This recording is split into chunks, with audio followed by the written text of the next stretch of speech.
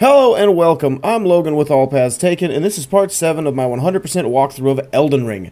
In this episode, we'll be completing what we can in the Ainsel River Main, then conquering the 2 legacy dungeons, Caria Manor and Raya Lucaria. As always, we are going for every secret, every item, and every boss, so fellow Tarnished, rise and join me on my quest to become the true Elden Lord. Now, I have to start off the episode letting you know what we talked about last episode. We have this, a Frenzied Flame Tower, and then over here we have the converted Fringe Tower. I ended up going through on my prep to figure it out, and right away I couldn't, so I just kept going on. I went through Raya Lucaria, and I found out that in order to complete an NPC's questline, which is located way down here, Sorcerer Thops, you got to complete his questline in order to get the gesture that gives you access to the converted Fringe Tower's memory stone and the stuff up top. So, we will get that done in this episode, and last episode I kept calling spell because I'm just used to, I remember finding a bit of a lore dump section in Elden Ring in Altus Plateau. So then you need a spell that has a gesture in order to do that, and I was like, yeah, that's what I need. I need a spell. No, it's a gesture. That's all it was. So, we're going to start at Eastern Tableland, and we're going to go down here to the Ainsel River Well. So, we're going to come this way, and drop down, and then head on into the elevator. Yeah, it absolutely drove me nuts. I was legitimately searching around all of Liurnia again for about a good hour before I just decided to go through Raya Lucaria. So, you could be like, "Why? It's 2026. Why didn't you just look it up on Google?" Well, that's the boring way, dude. That's the boring way. The cool way, the fun way is to figure it out yourself, you know? So, when I say, like, this is a true 100% walkthrough, I mean a true 100% walkthrough. There's not a single thing that I had looked up in this game for this 100% walkthrough. I took my time and I went over every single inch of this map to make sure I have everything written down, so you guys have everything, right? Like, that is my goal with this walkthrough. Now, did I do a perfect job? Absolutely not, but I'm getting better. I'm getting better on my quality of walkthrough the more and more I go through these episodes. So, we are starting with the River Well Depths. We are not going to kill those ants to start. We are actually going to head north, because we're going to grab Golden Rune 3, and then we're going to head this way, because we have an item down here at the base of the waterfall. I believe it's magic grease. Yeah, then we're going to head back this way. It's not a bad idea to use your crystal darts or throwing daggers, kukri, anything like that, to try to hit them from a distance. If you have a bow that you want to use, you can use that as well. Honestly, I should just level up a bow. That'd probably be a good idea, but nah. That's a lot of extra stones that I don't want to do, because I gotta use my stones to kill, or my stones to level up new weapons that I want to switch to. Like, my plan in the future for this game is to try to have one area be for one cool weapon that I have found. Now, starting out up until Renala, since I can't really switch my build, it'd have to be like similar stats. So, I am tempted to use a weapon that I got from the last episode, the Great Mace. But that would also mean, where'd you come from? That would also mean that I have to give up twice the amount of stones for another weapon that I want to get way down in Altus Plateau that also requires those stones and is also a Great Hammer. So, it's one of those things where I got to decide what do I actually want to do, because I could technically switch to another strength weapon if I meet the stats, but that's fine. This Y-hander is pretty good. Alright, which way did I write down to go first? Ambush, junction. Alright, we want to head east. There are a couple ants in the dark, followed by an item at a dead end. So there's my dead end, and there's my item. Oh boy, kill it. There we go. Good job. Alright, now we got one ant coming up behind after we grab that smithing stone 3.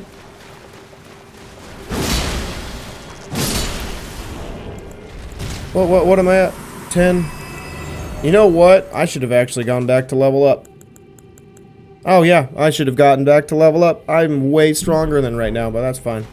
We'll get to the next grace and then we'll level up. That's fine. So now we're back where we started. Now we're going to take the western path and head down. There are 2 ants that drop down.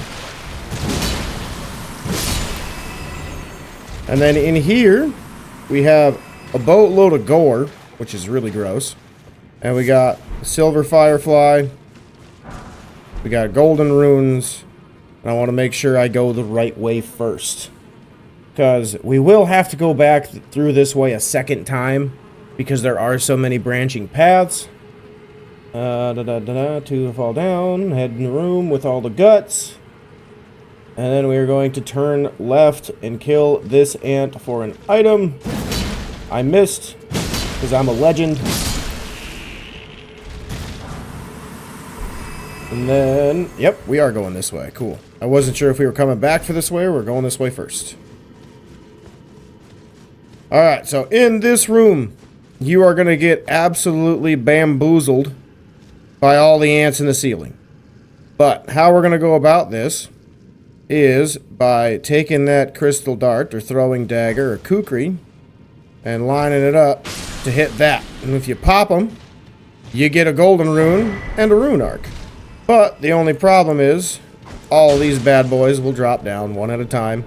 Throw your daggers, shoot your arrows to try to kill them right away. But some will see you right away, so just be ready for that as well. If you're using a big weapon that has really big hitboxes like this one, you'll be just fine. You just might take a little bit of chip damage as they're all coming at you. But a couple of swipes and you're good to go. I think if I got this weapon fully upgraded, I'd probably kill everything in one hit. So definitely, when we get to the next grace here in a little bit, we're gonna upgrade our weapon to probably like plus 15 or 16. All right, so we're heading this way, and now from here we are above the Uhl Palace Ruins.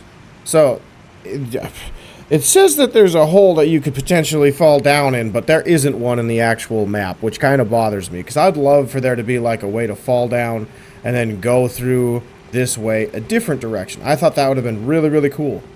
But there isn't one to my knowledge. So we are going to run over this way. We are going to grab this stone. And then we're going to run and jump off. And we're going to grab the crystal dew. Now, that is all we are going to do over here for now. We're going to come back to this area in a minute. So, now's the time where we're going to head back and level up our weapon. Ooh, an invasion. Where is he?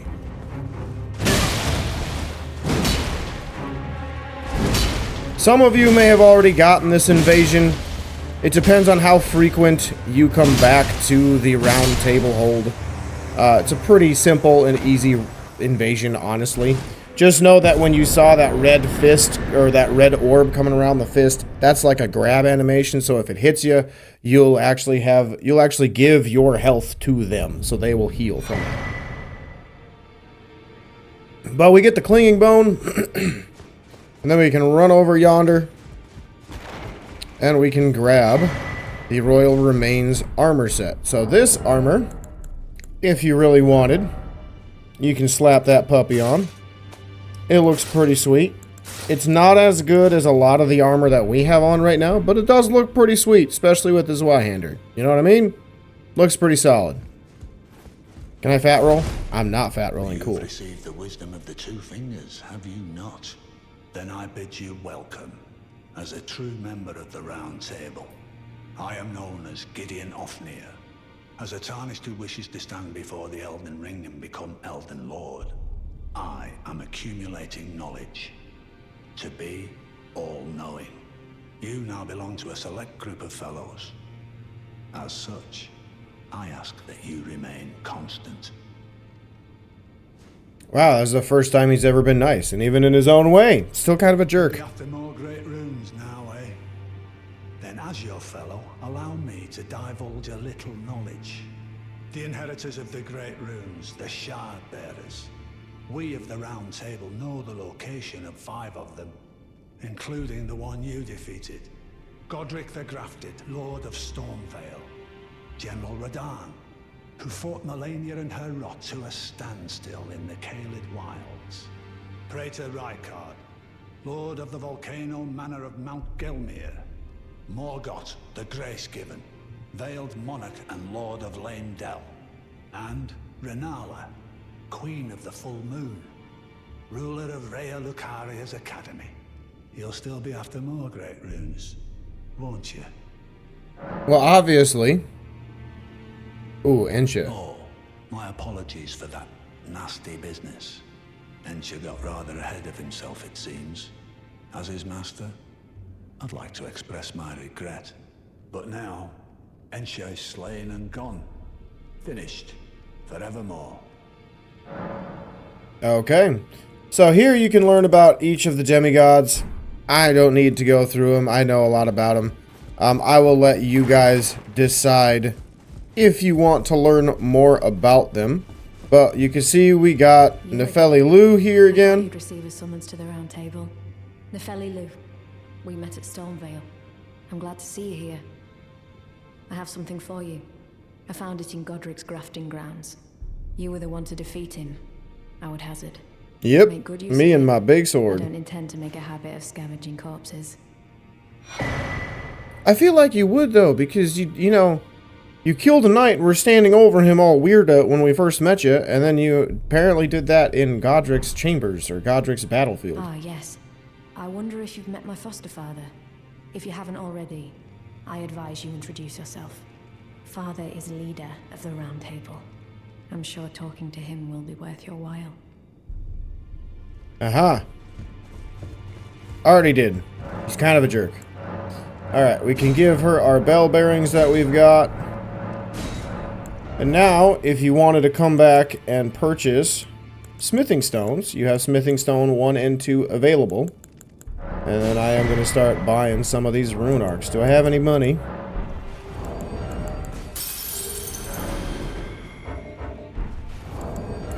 I also want to buy all those stone sword keys. You can never have too many of those.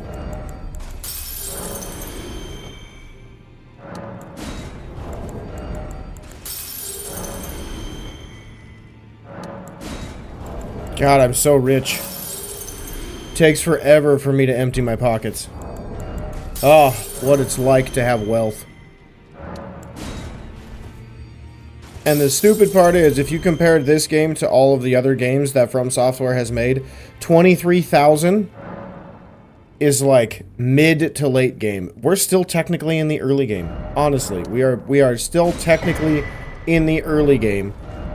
How long have we been playing?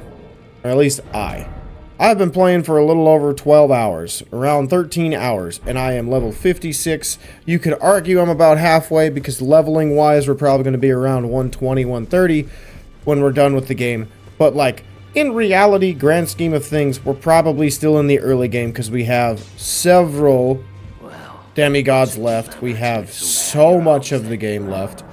I'd say we're in the early game still. Alright, do I want to use the Zweihander for this episode, or do I want to switch things up with another strength-based weapon? Let's see, I need 16 dex for that, so I can't use that, unfortunately. We could use a greatsword. I do like greatswords a lot.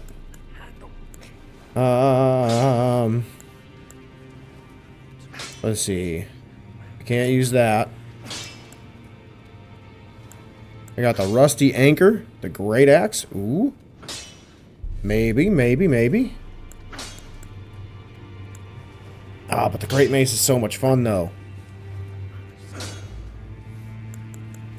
Let's see, what else? You know what? We'll do the great mace. We'll do the great mace. We'll get our bonk on.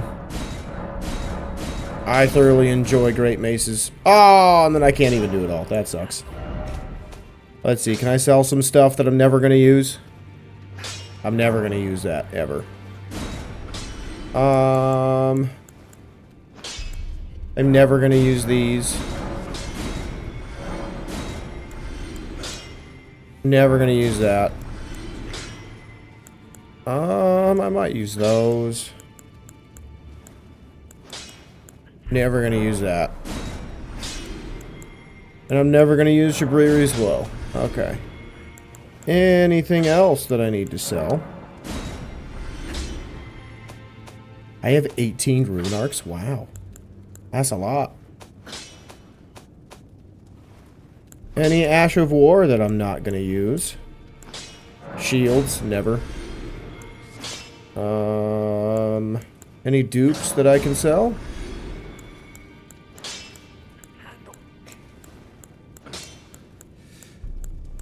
It's like I accidentally sell the weapon I want to use. That'd have been hilarious.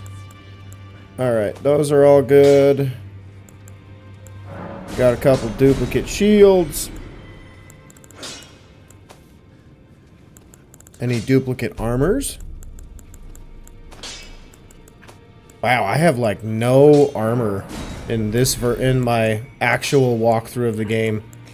In my actual playthrough, like my prep, where I'm exploring things, like I'm not much farther ahead of where I am right now.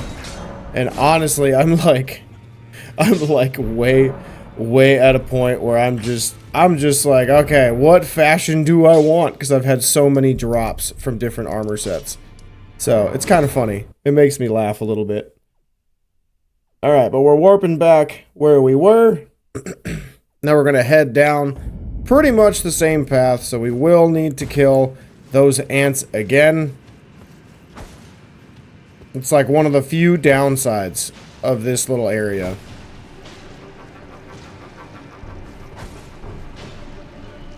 Alright, come fight me. One-on-one, preferably. Oh, what am I doing? I'm wearing my weaker armor. Means I'm gonna take more damage. You guys are supposed to let me know. And my Banished Knight. Vagabond. Ooh, Raya Lucarian. Am I fat rolling? Dang it.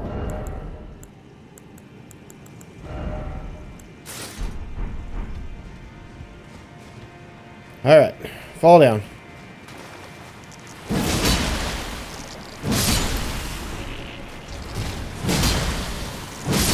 Alright, you're all dead. Now we head this way, same direction, same thing. There's going to be an ambush right on the right.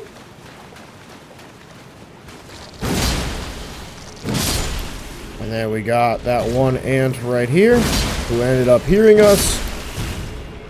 And then we keep running down to the southwest. Got two ants that are going to fall. Beauty. And now this time, instead of going to the left, we are going to go west. Just keep heading in a straight line. Then when we get out here, we have a few items to pick up. We got Glovewart. We got a smithing stone over here in the corner. And then we should have another item on a body. Some arrows. And then we just head up to the stairs. There's another grace over here.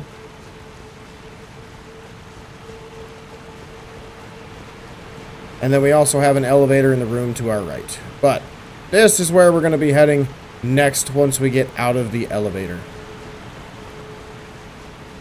So we're going to rest at the grace just to make sure I get all my heals back.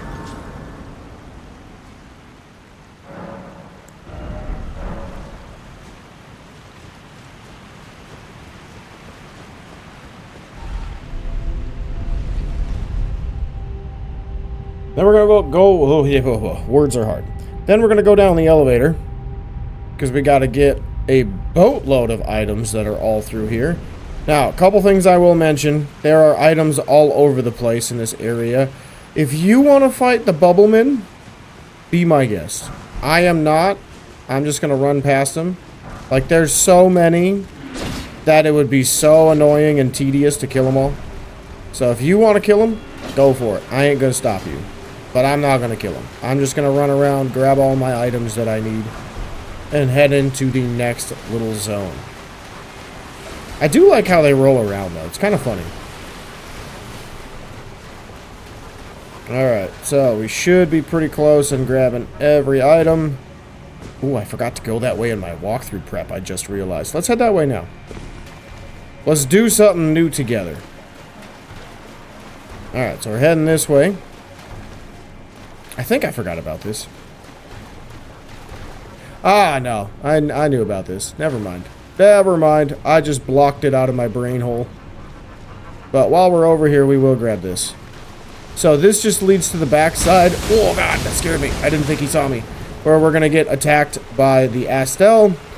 This also leads you to the spot where you can actually take him out. So I think we'll actually do that right now. Here I was thinking that I was going to do something new that I haven't done yet. And here I am already doing it, just completely forgetting about it.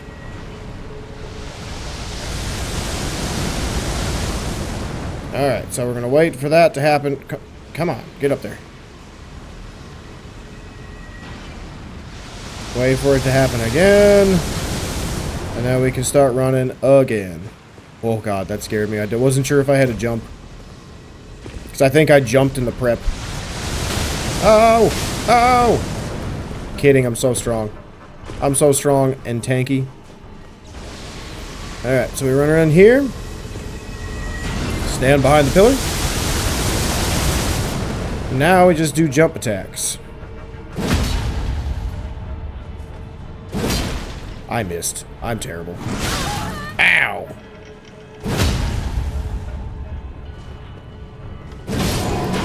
Haha! Gotcha. Now that makes the next area way easier because I did this out of order. Alright, so up here, there's pretty much nothing. It's just a place to hide. There's no invisible walls anywhere either, so a lot of people like to make that little scam of there's an illusory wall here. But there actually isn't, so just so you know. But now we're going to head back this way. Because... Actually, no, we can't. Dang it, I forgot to grab that item. Well, we'll have to do that on our way back. But now, we should have a platform on one of these sides. Looks like it's over here. And we're going to go that way in a minute. But we're going to drop down this way. We are going to grab a smithing stone 3. We're going to fall down because there's a grace right over here. I'm not going to rest because I don't want anybody to come back that is already dead. And we're just going to backtrack to grab all the remaining items in this area. Yeah, I literally did my walkthrough prep yesterday and I completely forgot about that path. Like, I did it in my prep. I have notes on it. I just completely forgot about it. I haven't looked at my notes because I know I haven't missed any items. So we're running this path first because we got a Golden Rune 3. We got Glovewart, and if you're really wanting these silver fireflies, you are welcome to come and grab them as well. I know they're a crafting item. I don't remember what item exactly. I never got into the crafting system when I played this game. So I'm like, this game has so many items, you don't need to craft anything if you really don't want to. Like, the game just gives it to you. But you got a PvP, or a player, oh my god, an online player item with the fur-calling finger, throwing daggers, magic, grease, and runes.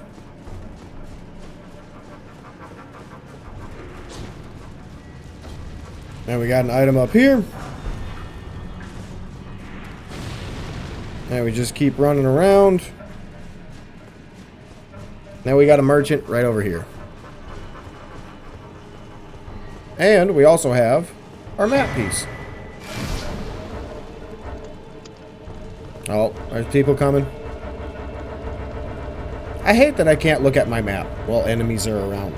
Or apparently see me.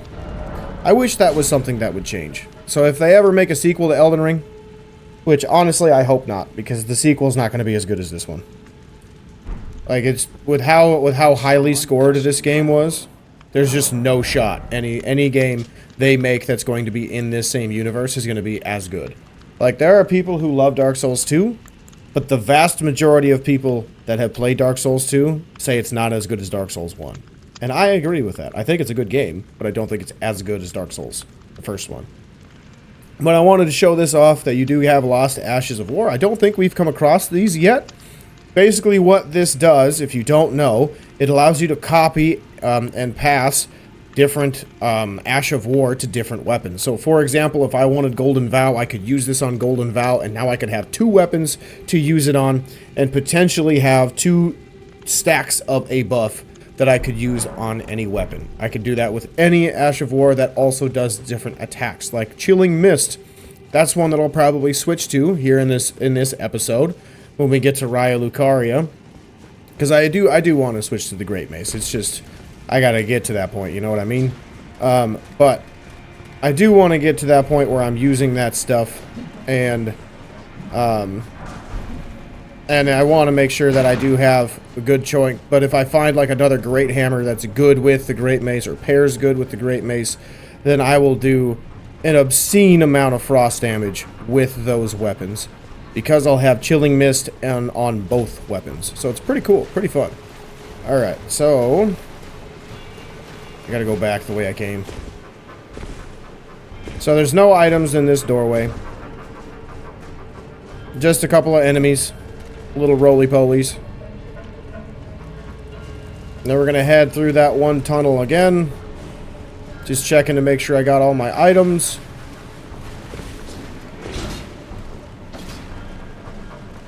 Is that it? Is there any items? You got Formic Rock over there if you want it, but that's about it. Those little red dots over there. But I'm pretty sure I got all my items over here. And we run through again, because there's a couple items I missed up top because of that Estelle. One of which is over here. Smithing Stone 1. And then another one is right up top over here. Ooh, Golden Centipede. Forgot about that too.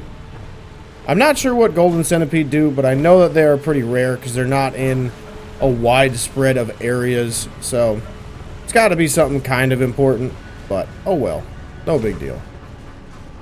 Alright, let's get to a spot where we can not be seen. Actually, I'll just run to the Grace. That'll be fine too. I am so surprised I lived. Wow. That was ballsy. And by ballsy, I mean incredibly dumb. I blanked for a second and thought this was Night Rain. I blame my girlfriend. We played Night Rain recently. Still haven't beat the DLC bosses in Night Rain, unfortunately. I do love Night Rain. I think the speed of play in that game is so addicting. If you haven't played that yet, you gotta. You gotta. I'm also curious, and I said this at the end of the last episode, what build you guys are running while you're playing this game. So in the comments below, drop them. Drop your comment, and if you think your build is good enough for moi, me, myself, and me to use it, let me know. Make sure I find out and hear what build you got going on. And maybe I can hop in and use your build for the walkthrough. Or at least part of the walkthrough. So like I mentioned earlier, I kind of want to use a specific weapon or a build, technically, in each major zone. So like, if I can get all of Caelid done in one episode, your build would go through there. Or as long as we're doing Caelid, your build would be the one I'm using in Caelid. And then I'd switch again when we get to the Altus Plateau, and switch again when we're on Mount Gelmir, switch again when we're doing this, right? But that takes your guys' engagement. So if you don't engage, then we're just doing what I want, and what I want's fine. It works. There's strong builds. But I know some of you out there are pretty creative. So if you got a creative build that you want me to try, you want to show off, I'll make sure I credit you and give you credit where credit's due for how good or bad your build is. And then we'll go from there. Now, it's kind of hard to have a bad build in this game, though. I will say that. It is kind of hard. Because there's a lot of ridiculously good weapons in this game. Alright, so, if you didn't know, these enemies have 0 actual attacks. The only thing that they do is spray Death Blight everywhere. So, if you are somebody who uses Death Blight, or I shouldn't say uses Death Blight. If you're somebody who's scared of them because they look real freaky, that's literally the only thing that they got going for them is Fear Factor. So, yeah. But we're going to come on this way to grab a Somber 3. And we grab some soap. All that does is help get rid of poison and rot buildup. And that's about it. That's all that really does. And it makes it harder for it to happen, I believe. Like, it's harder to get rot if you have soap. Alright, but now we got a couple ants to kill. Oh, that was oh, I thought I whiffed. Never mind. I totally thought I whiffed. Alright, but we're heading through this way. I believe we're going to run into another Grace. Is that what my notes say? Probably.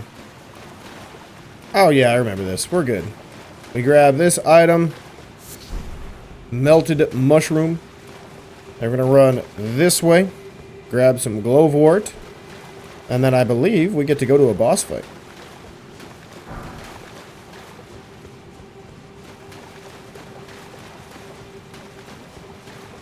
Yep. Here's the boss fight area. So this boss fight, I will mention, is, you know, like one of the most beautiful arenas of the game. I'm just going to say that right now. I love this arena. Like, holy cow, I love this arena. I got to put me a gesture on so I can get the heck out of the way. We'll do this one. Alright, so this, God, I love this arena. It's so beautiful. This might be the thumbnail, honestly. I might not use what I've been using and just use this. This looks friggin' sweet. Like, this is pretty cool. But, as I was saying, in this boss fight, you are going to be fighting a Dragonkin soldier, which basically is a humanoid or bipedal dragon that does a lot of different swipes. Got a couple of big slams where they slam their hands down and then rip them up through the ground. Both attacks have big area of effect or AoE damage. So watch out for that. In second phase, he will switch to where he gets like frosted wings and he'll jump in the air, do a couple of different big dash attacks. He will now have lightning that does frost damage. And once you eventually beat him, you get a spell called lightning, what is it called? It's like lightning spear or frozen lightning. I can't remember what it is. I got it written down here. What is it? I gotta look. It's gonna bother me. Yeah, frozen lightning spear. I was close. So that's basically it for the boss fight. He does have one attack where basically the best choice is just to run out of it. It is where he slams lightning, like his lightning spear, into the ground, and it just creates a boatload of different pockets that you just don't want to stand in. So overall, not a terribly hard fight. It's just going to be one that, depending on your weapon of choice, it might take you a little longer than most, because his whole crotchular region is not hittable. Like, you get 0 damage for hitting him in the crotch. The head, like all dragons, is the best spot, but he might not give you the head to hit. So, if you're going to hit the leg, that's fine. Just make sure you hit him in the actual leg. Whoa, this might kill me. I'm alive. Let's go, baby. Ow.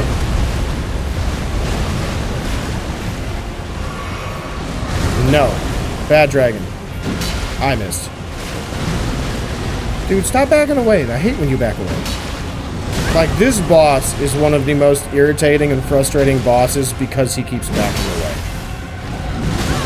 I dodged. I disagree. You're a liar. Nice. Got him in the head. He probably couldn't see that because the wall's lovely. Oh, this will be a big boom. Yep. But it's fine. It's basically the same attacks. This is the attack that you just want to run through. There's no sense in trying to time your roll or jump. Just run through it. He normally does 2 to 3, then he does a big leap. Just dodge forward through the leap and you'll be just fine. Now, another thing that I should mention is if you if you place your positioning right, you will be able to actually hit both hitboxes on his legs for double hits. So, pretty cool. Pretty cool. It is kind of tight to do, and it only really works on jump attacks, and I don't know why. Ow.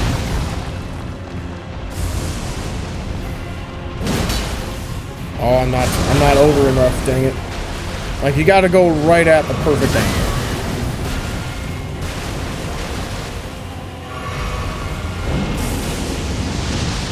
Run. Run again. Run again. I will use my Ash of War because I think it ran out. Miss me.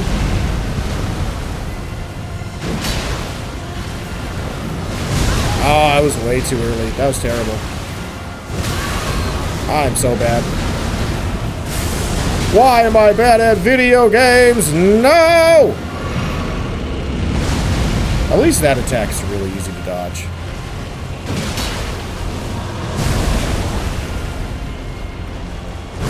Oh, you bum. Ah, I disagree.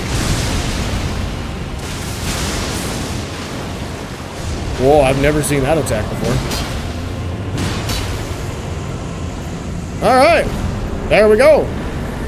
Easy enough. I think that's the first boss of this playthrough that's made me use all of my heals to beat him. Alright, well there we go. We got Frozen Lightning Spear. Now, before you warp out of here, you do need to grab an important item. So if you are somebody who uses summons, you're going to need to get this, because this is the earliest final stage item, a Great Ghost Glovewart, that allows you to upgrade your ashes to the final tier. So, let me check my notes, see if there's any path that I have missed. Because honestly, I've talked so much, I don't remember. And if there is a passage, we'll go through it. If not, we will head into Caria Manor. Ah, cool. Alright. We are all good. So, let's head to EG. And we should be able to upgrade our Great Mace now, and then we can switch to it.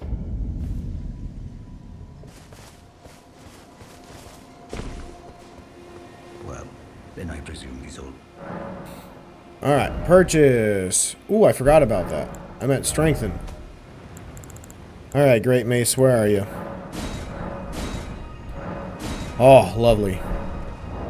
Great Mace, you are going to be so much fun to use. I am so excited. Now I can use you one-handed, right? Oh, that's so wonderful. That is so wonderful. Makes me very happy. And now I can put my little shield boy on. Oh my god, my build is complete. Alright, so I don't think I have enough to level up, right? Nope. No, I don't. So, we are going to ride up this trail. But before we go into Caria Manor, we do have just a couple items to grab over this way, north of Caria Manor. And that is some gravestones that we got to grab some ruins from. And there should be a couple rats over here, too. Oh, you know what I forgot to do? Well, I'll have to do that when I get back to Grace. I got to put my Ash of War on this thing. Because Endure has to be like one of the worst Ash of War ever. Because all it does is raise poise for like 3 seconds. Basically just enough for you to get a single attack off. Maybe 2 attacks. And that's it. Did I grab all the golden runes? I think I did. Let me check over here. Yes, I did. Alright, so that's over here. Really? Really? That's a strong tree. That is a strong, immovable tree. Alright, so we're going to ride through the trees over here. And then we are going to try to book it towards a castle. But how we're going to book it is by coming to the cliff edge. For some reason, I don't know why, but I think it's because like the game detects that we're on an edge. If we stay on the rocks over here, it doesn't hit us as much. Like, it won't hit you until, like, right here, when you gotta cut across. Alright, so let's switch my Ash of War. So I could technically use Golden Vow still, and it might be a little helpful, but I believe these finger enemies that are in here are weak to... What? Where's my Chilling Mist? Oh, that's right. I don't have Chilling Mist. Duh. I'm dumb. I get that in Caria Manor. Oh, hang on. Do I want Sacred, or do I want Big Bonk? I kind of want Big Bonk. There we go. Now we're ready to go. Alright, so in this area, I recommend you slap on a bow. Because we're going to need to take out a lot of these enemies as we are running through the level. But before we go fight any of them, because they can kind of knock us different places and aggro other enemies, we are actually going to be running this way. Do not pick up that item, because there's going to be a big hand that falls down. And we just want to get over here first before we start fighting any enemies, because we have one enemy here. We got a glintstone cookbook, and then we're going to head to the right where there will be a couple more traps and a couple more Albinaurics or hooded Albinaurics that we'll be able to kill fairly quickly. And then we got to explore all this area and grab a couple of items and pop a couple more traps. So we get a Somber 3. Then we're going to take a big right turn. And then back here, as you can see, we got an item way over there. We have a beetle that's right there. Take your time. And then we have several fingers that we want to attack. So we're going to start with the little ones. If you have fire arrows, not a bad idea to use those. I got 33 arrows. Sick. Oh. Oh, that's fine. Alright. So, we're going to Sacred Order it up. And we're going to... Why did it lock onto that one of all of them?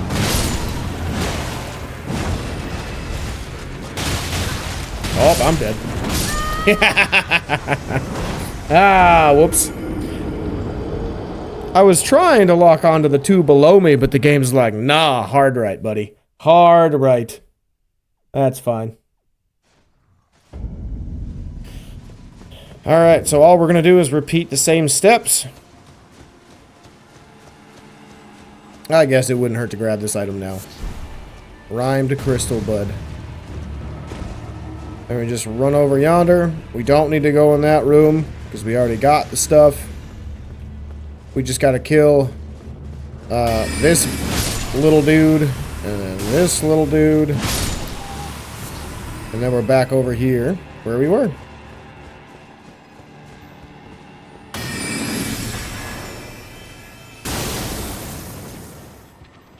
Alright, so we go here.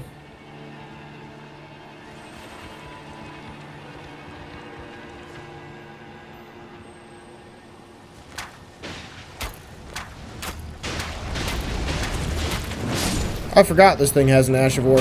Do you guys know it has an Ash of War?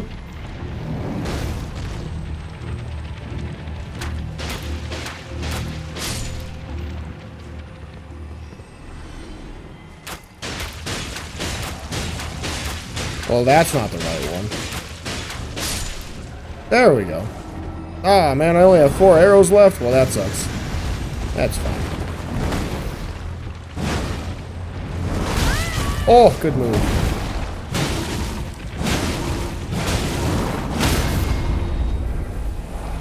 Ah, and it robs me of the visceral. Well, that's dumb. Alright, so we got our Somber 2.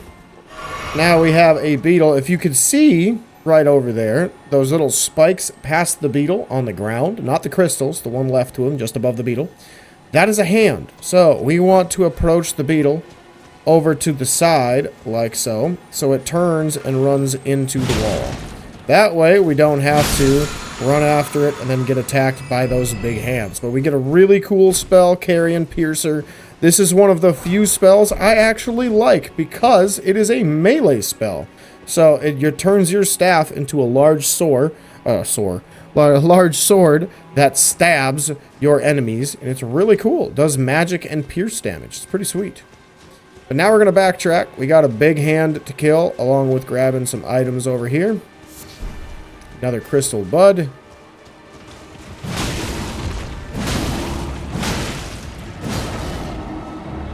That is a grab, so try to avoid it. These big hands will always drop a somber stone. The level of the stone is just depending on what the percentage is of the drop. More often than not, it'll be a 2 or a 3. The little ones will almost always drop a smithing stone or a somber 1. Alright, so now we are back over here near the start. If you need to rest, you can rest. If not, no big deal. Now we're going to yeet onto that big boy, and then we're going to aggro him again if he does not come over here. Yeah, I don't know what it is, but that post sometimes, like, de-aggroes him. Again, let this thing come, and then you got to dodge through it. And he's going to start sprinting.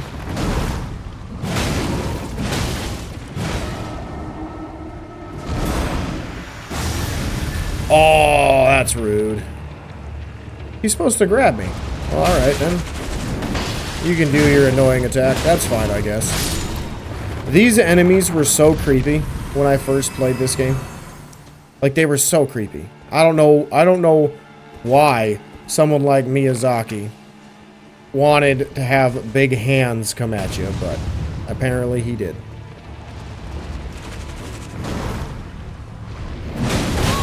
Ouch. Ouch.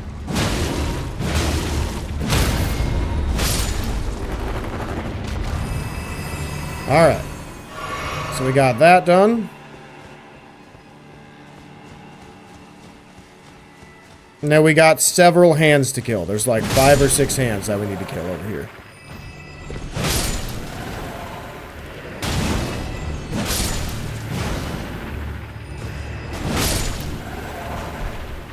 Grab the smithing stone 2 from the body.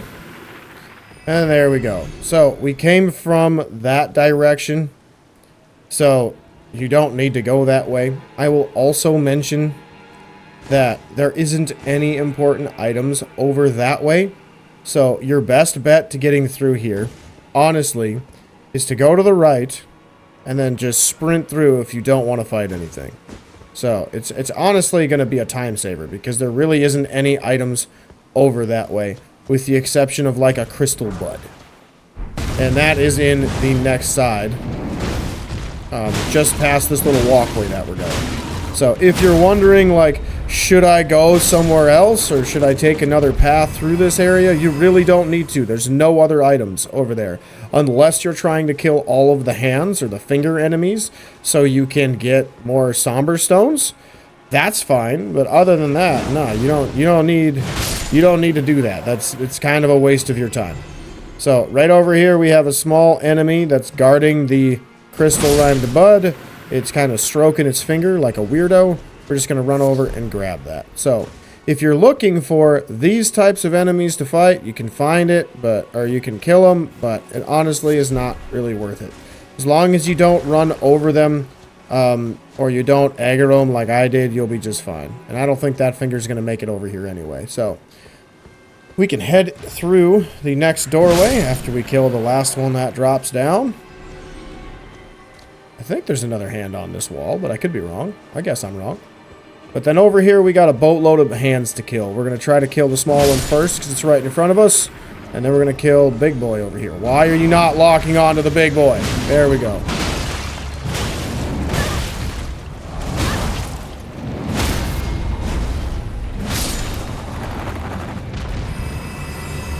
Alright.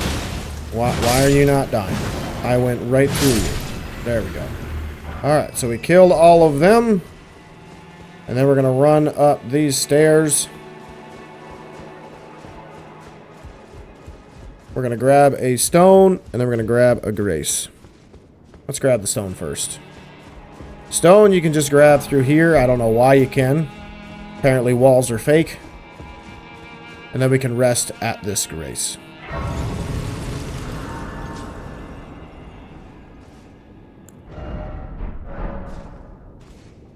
Alright, so now we are going to head out here, and we are going to actually run and get a legendary armament. So we're going to come this direction.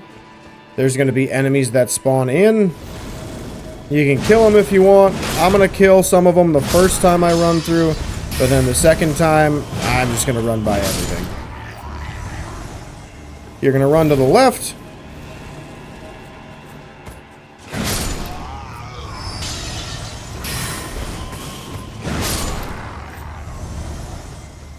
As I said, you're going to run... Oh, I thought more spawned in. I was like, my god, how many are there? You're going to run to the left. I don't think there's any items over here. I don't have that written down. As I almost run off the edge because I wasn't looking. And then, we are going to grab an item over from this platform. I believe it's a Ruin Arc. It's also an ambush. So if you want to just kind of grab it quickly and then kill the guy behind you. And then there should be another enemy or two that spawn in from over here.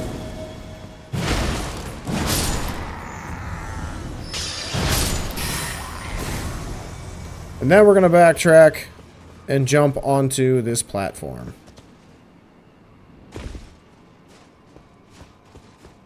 Alright, so from here you have another platform down here. Do not jump down that little hole.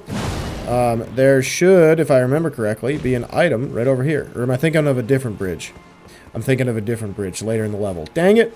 I do that every time. Then we can fall all the way down.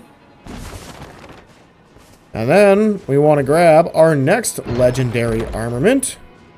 The Sword of Night and Flame. This weapon is pretty dope. I gotta...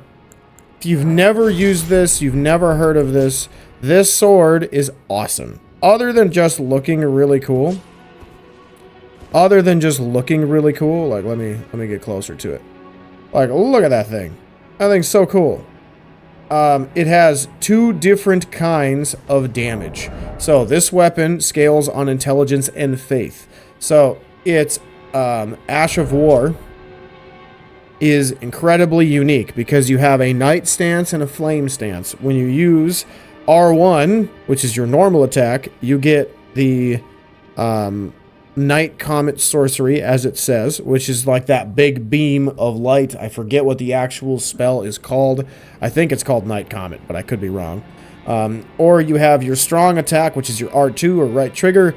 That is a big wide slash of fire. It's really, really, really cool. I have used it for a playthrough. It's pretty fun. The only problem with it is it takes a lot of levels for the damage to actually be good. So, from here, I'm just going to show you this, but you don't have to open the door. It just leads you back to where you've already been. So, from here, oh no, back in the room. Whenever this guy stops being mad at me, you're going to warp back to the grace we were just at. There we go. So, we want lower level. Alright, now we want to run to the elevator.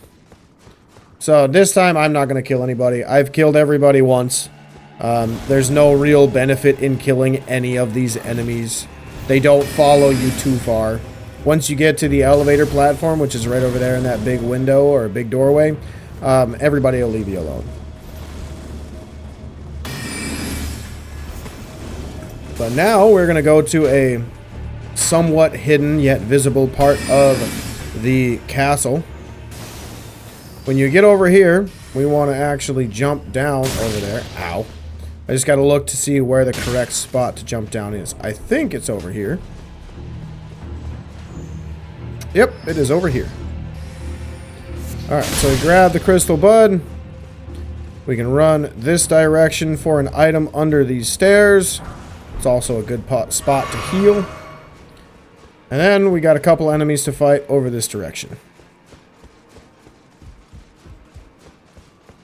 So we have a couple more fingers. Only the small ones this time.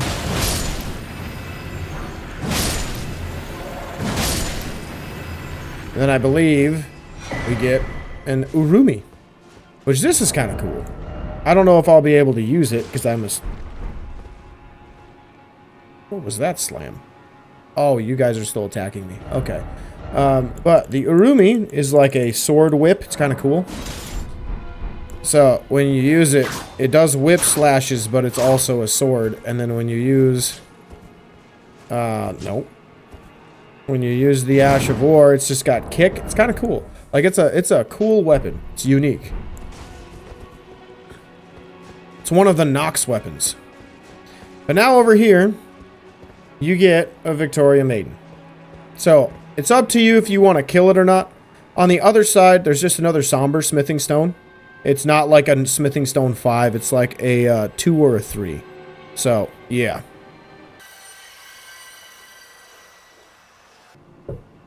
Sorry about that. I got a phone call. I had to answer it. So, it's up to you if you want to fight him. For the sake of the walkthrough, to make sure I say I do everything like I've already talked about, I'm going to go fight him. Run away! Travels just a little bit farther when it does its last few swipes. Oh, he got me just beforehand. Mash buttons if you ever get grabbed. That'll reduce the amount of damage you take.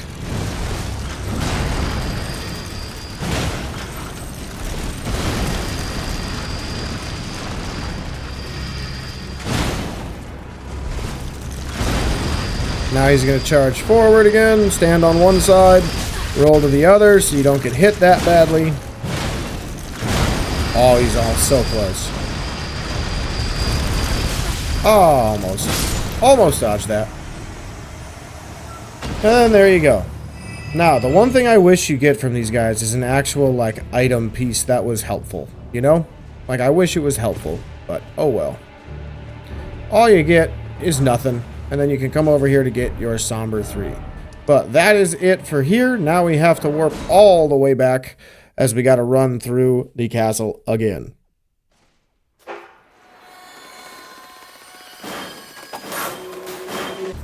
Alright, so running past everybody.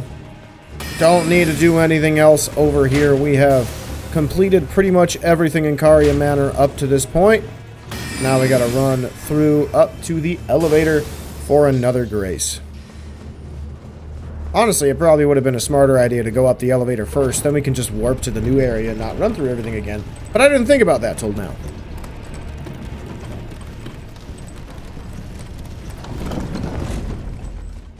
Oh well, no big deal.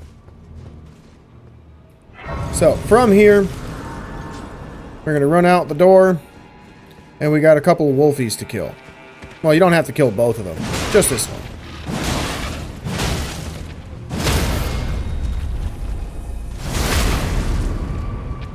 Now, after this one is dead, you can just run over. And then you want to slow down a little bit and grab. You do not have to kill that one if you do not want to.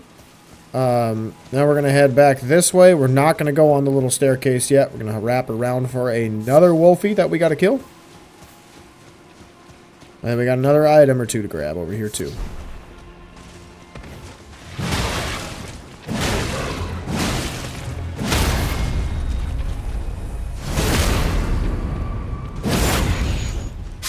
Alright. Isn't there another item over here?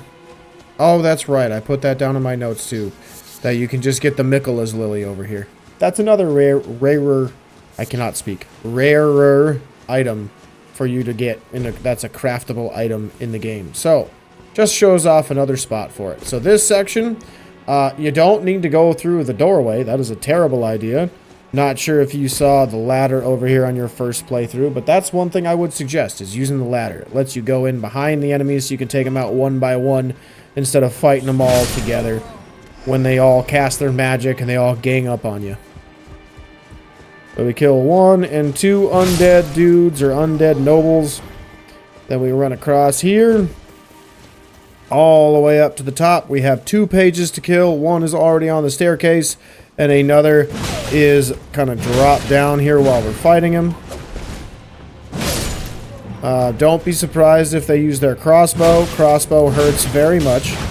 So try to avoid that out of all of the attacks that they have. Like, look at that damage. And these are the easy pages. The hard pages have like 5 or 6 bolts that they'll shoot. all in one shot. It's annoying. But we got a golden rune up here. We're going to go down on the other staircase after we land. Oh, I missed. That's a bug. We're going to kill this dude. And then we are now going to land over here. And if you have a bow, you're going to start killing those dudes after we take out this big boy. So, let me use my bow. I know I don't have a ton of arrows left, but...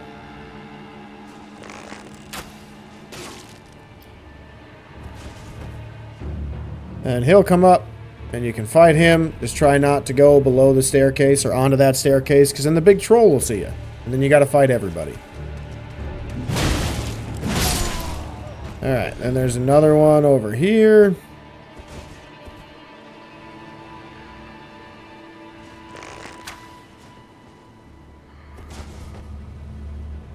And I believe there's one more somewhere. Unless I killed him already. Which could be possible. Come on, why'd you slow down? Did you get tired? I mean, I'm kind of chubby. Stairs are hard for me too. Why are you looking at me? Just come fight me. Alright, there we go. Now, just checking to see if we got anybody else to fight other than the troll. Does not look like it. So now we are going to jump on him and knock him down. And we grab the headshot visceral attack. Now we whack him again with the hammer. And this time I'm just going to hit him because I think he'll go into a wall. But now we get the Troll Knight's Sword, which is pretty cool. It is a pretty cool colossal weapon. But before we go up to our boss fight, we're going to head this way. Jump over here. And then, I believe, we have a stone. Smithing Stone 4. Now we just run all the way up the stairs. And we can head into the boss fight. Now there is another path that we're going to take here in a little bit. That is off to the west. Or the southwest. It's right over here. Actually, it's kind of south. But it's that door. We're going to go get this Grace first. Because it is kind of a long run to get to that area if we die due to gravity. So, this boss is Loretta. Not a very difficult fight in my honest opinion. But overall, it's okay. It's all right. It's a mid fight. You'll be able to do an absurd amount of damage when you fight him, just so you know. So buff, just absurd damage. It's basically a tree sentinel that's a little bit faster. Oh, you turd.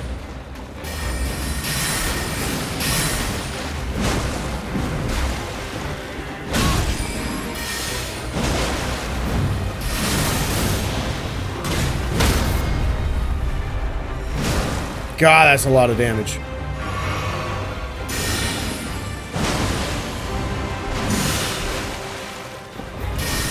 So it just now entered second phase where she'll shoot the big bow.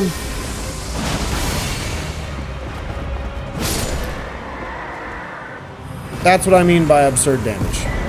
Just absolute shots. And now you get this great bow spell, and then you get her Ash of War, which you can slap on any halberd as well.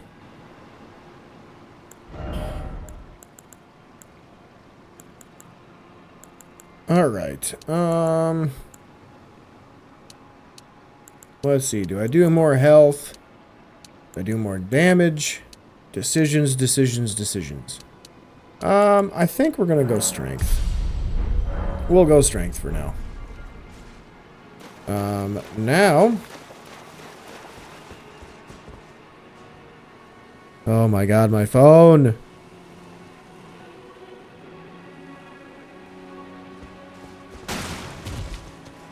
Now, we are going to run. Oh, that's not it. I'm dumb. I went the wrong way. I literally said before the boss fight that I'm going to go out that side door. But then my phone rang and I completely lost all thought again.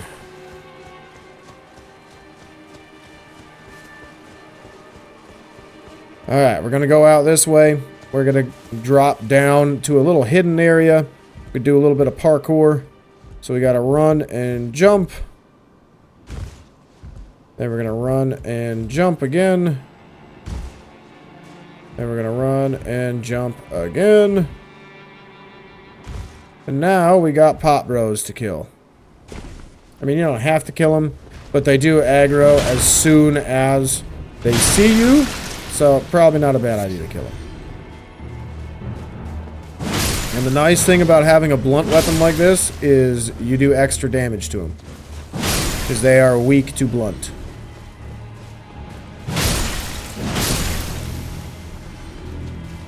There's so many of you. I also think their death animation is like one of the coolest animations in the game. Like, I don't mean that in like a serial killer way. I mean that like, it's really cool. I love seeing like I love the sound effects. I love how they like shatter and split. I think it's so cool. I wish they shattered and split in different ways, but I'll take what I can get. So now we want to fall onto this platform.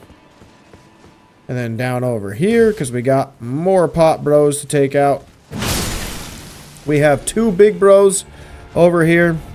If you just focus on one, the other will not aggro until that one is dead.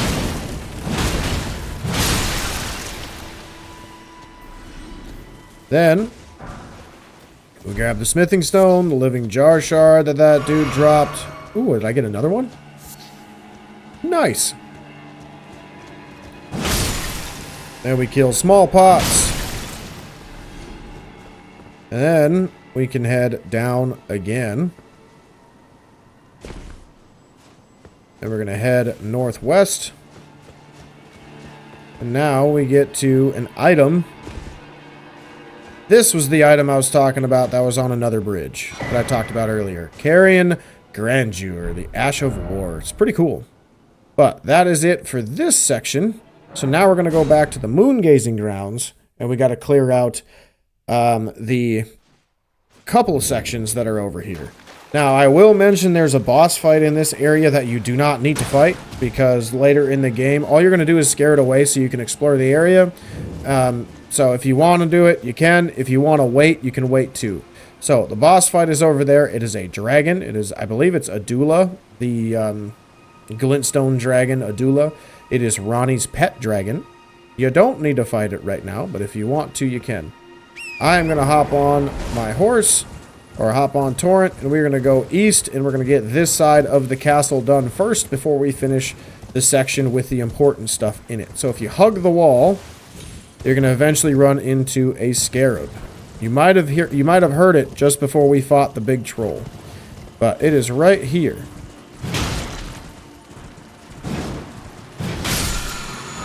And it gives us frozen armament. Now let's kill these bad boys. Because I want that scythe, and I'm hoping that just maybe it'll drop it. So I could use that later in life. Yeah, I'm not so lucky. That's unfortunate. But we're going to head this way because we have another grace over here.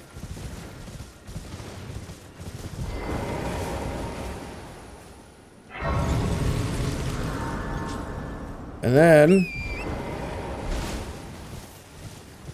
I want to show you this before I go and do everything. But we have a red wolf of Radagon over here. If you kill it, it will go away and never come back. So it is up to you if you want to. I don't think I am, because it wasn't worth it. When I killed him, I didn't get any item, I didn't get any spell to my knowledge or memory. I don't have any notes about it in my walkthrough. So, yeah, is it my scythe? Yes! Yes! Yes! I'm probably going to switch to this weapon. Once I get Renala done with, I'm probably going to switch to it. Give it Chilling Mist or Icicle Spear, whichever one that it can have. And then we got Frost and Bleed on one weapon. Oh, it's going to be so good. It's going to be so broken. I can't wait. But you can kill the wolf if you want. You can just shoot a bow at it and it'll, or shoot a bow. You can shoot an arrow at it and it'll come over to you. It's not a huge reward. Like, I can do it if you guys want me to. Let me think. Since you guys are watching this in the future and I'm in the past, I feel like I should probably just do it. Because there's going to be that one goober. I don't mean goober in a bad way. I mean one goober who's like a really nice person, a wonderful individual. That's like, you know, if you said this is a 100% walkthrough, that means you did everything. If you didn't do everything, you bum. So, I guess that means I gotta do it. But we got an Onyx Lord here who staggers incredibly easily and can't handle the Great Mace at all. So, let my stamina come back a little bit, and then we'll just wallop him until he's done. What a hard boss fight. But we do that to get a really good spell called Meteorite. This is like the strongest gravity spell in the game, I'm pretty sure. I'm not much of a caster, so if you are, you're definitely going to use that spell more than me, I can tell you that much. Alright, so I'm going to hop over here. Hopefully no more skelly men. Gotta kill a couple wolves. A couple doggos. And I gotta grab my bow. And then I need to aim a little higher. Oh, that's not it. Does he see me? Oh. Oh, that's too high now.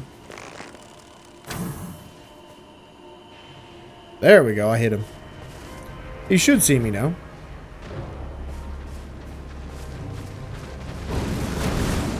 So, this is just going to prepare you for a boss fight that you're going to find in Raya Lucaria, which you can already see how much damage we're going to do in that fight.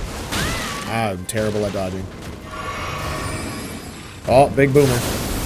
That he whiffed.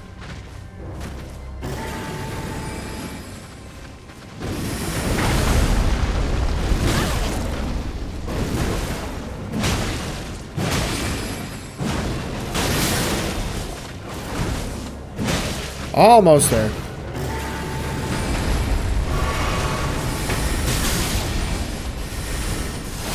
Oh, dodged that wrong.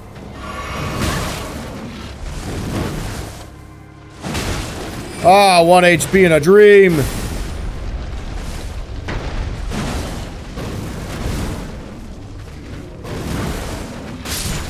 There we go. Beauty. So, yeah, you don't get anything from that. You just get his ruins, which I guess is fine, but you don't get anything for it. It's a bummer. But we're going to run over here. We're going to grab the golden rune. Then we're going to head northwest. Because we got some Albinaurics over here in the graves that have the Albinauric ashes. And then we want to run to where we can find tombstones to drop down on.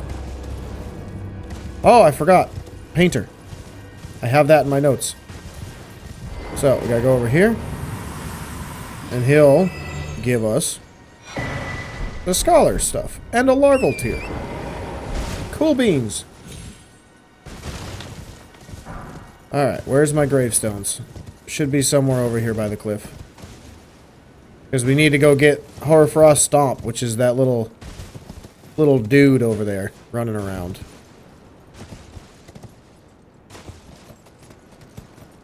Alright, so we come down.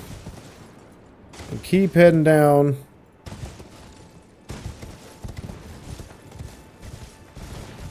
And then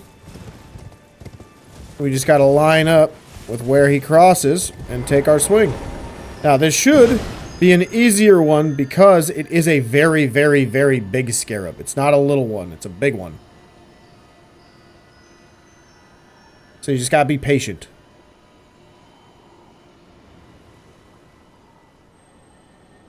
Almost there. And hiya! I missed! Dang it! Ah, crap.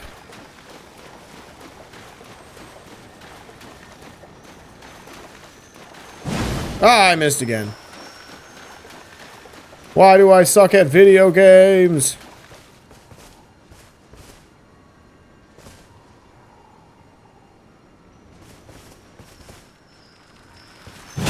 There it is. Hoarfrost Stomp. So, that is the only thing that is over here. This area just kind of loops over to Caria Manor Gate. So, we've done everything that's important over here. We might have missed like one item up here, but overall, we did pretty much everything. And the item isn't very important, it's just a craftable. So we're going to go back to the Moon Gazing Grounds, and then we're going to head over to get Chilling Mist. I should have enough to level up before I do that. Beauty. And then we're going to head through, and we are going to head up to Ronnie.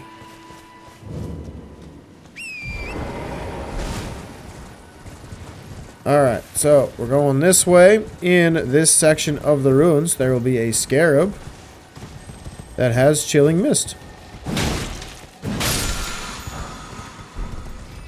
And then we are going to run past the dragon. We do not need to go through these ruins right now. We will do this later in the game when that dragon is officially gone. We're just going to head up here into the rise.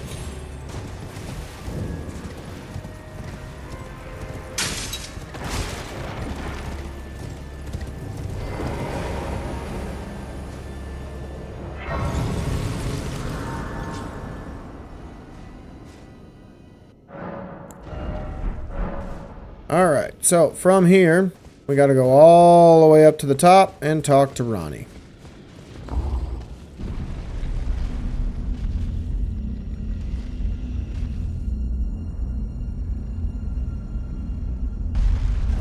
Oh wait, hang on, I gotta change. I gotta look my best. I don't think I should wear funny looking horns. Should I? I gotta look my best. We'll go shiny helmet. No, that looks kind of dumb. That looks kind of dumb. Hang on. I gotta impress my future waifu. Nope, that looks dumb too. God dang it. There it is. Yup, that's it. That's the look. That's the look. We'll go with the Academy Surcoat. The Vagabonds are fine. And the Raya Lucarian Greaves. I feel like we look stunning and beautiful. Oh. Alright. Again we cross paths. I believe I said my name was Rena when last we met. It pleaseth me to see Torrent hale and hearty, but Tarnished. What business hast thou here? I have no memory of inking thee an invitation. No particular No reason. in particular thou claimest.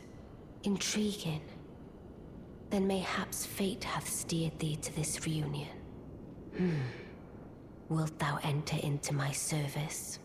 I am the witch Rani. I stole death long ago, and search now for the dark path, that I might one day upend the whole of it, and rid the world of all that came before.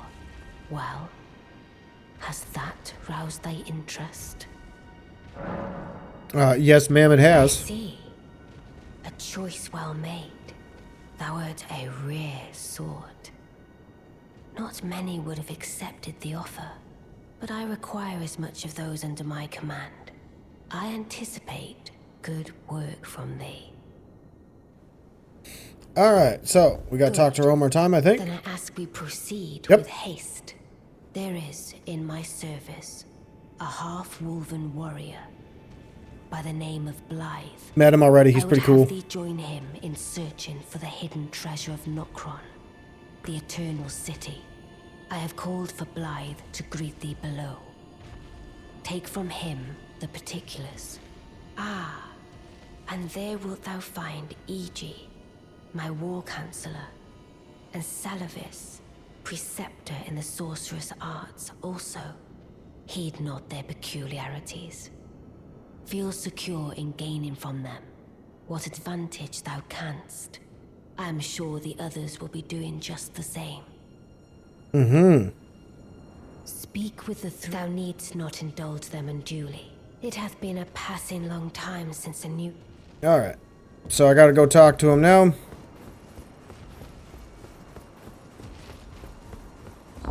So when you see this yellow circle over there on the edge, that just means like no attacking. So, we are going to So you were the talk to E.G., then Blythe, then Selvis. explained everything. They're just going to do a little bit of lore dumping. The Carian royal family's dedicated blacksmith and Lady Rani's war counselor. I'm told that you are searching for Nokron with Blythe. I will give you whatever guidance I can and pray for your success. Thanks, E.G. That's not the right button I hit. I never imagined that an audience, let alone service to Lady Rani, was in your fate. I, for one, should have seen it, but I did not. Do forgive me, my fellow. Let us give all that we can of ourselves, together, for Lady Rani. Let us give together. Alright, so that's E.G. Then we gotta come down for Wolfman McGee, Blythe. Long time, friend. Blythe. Have you forgotten? Glad to I have you in haven't. You're like the service of coolest Mistress character in the Rani. game. You're my favorite. Well, getting right to business. I'm still in Limgrave. The eternal city of Nokron lies somewhere at the bottom of this land. I'm planning to go below through the well in the Mistwood. See if I can't find the road to Nokron from there. Ah. Going below through the well and then see if I can't. Don't keep me waiting. Alright. And then we get to talk to the nicest character in the game, Selvis. I see. You must be Rani's new hireling. Yes, I've heard all about you. I am Selvis, preceptor in the sorcerous arts. I don't know what it is the mistress sees in a provincial tarnished like you, but since we have the misfortune of serving the same lady, I ask that you kindly try not to drag us all down with you.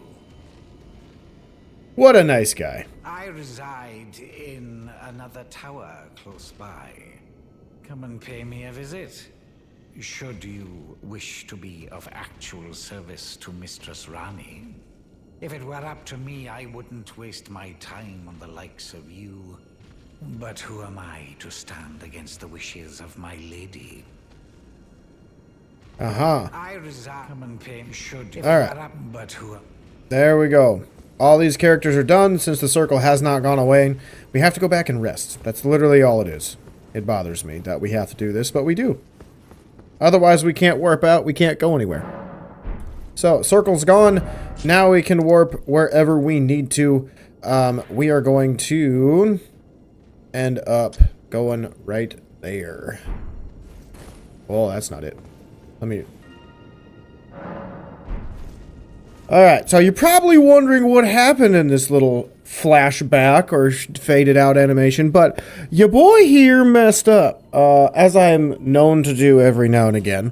When I recorded the first half of this video, I ran out of time, got to a point where I could stop, and then stopped. And when I came back to this the next day, my big, wrinkly brain, which says I'm so smart, smoothed out a little bit because I forgot to hit start recording. So, we had to start a brand new character and speed through this massive game, doing absolutely nothing but the bare necessity.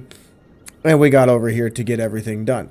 Now, we are going to be picking up right where we left off. I have done all of the quest lines that I've needed to up to this point. I'm going to show you pretty much right up to the Renala boss fight with this character, and then we'll switch back over to the other one, because that's when I noticed I wasn't recording, because I'm a dummy.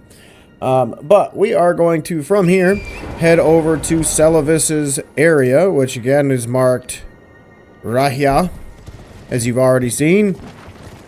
And then we're going to head over and we're going to mess with him. Now, I did say you don't have to fight the dragon.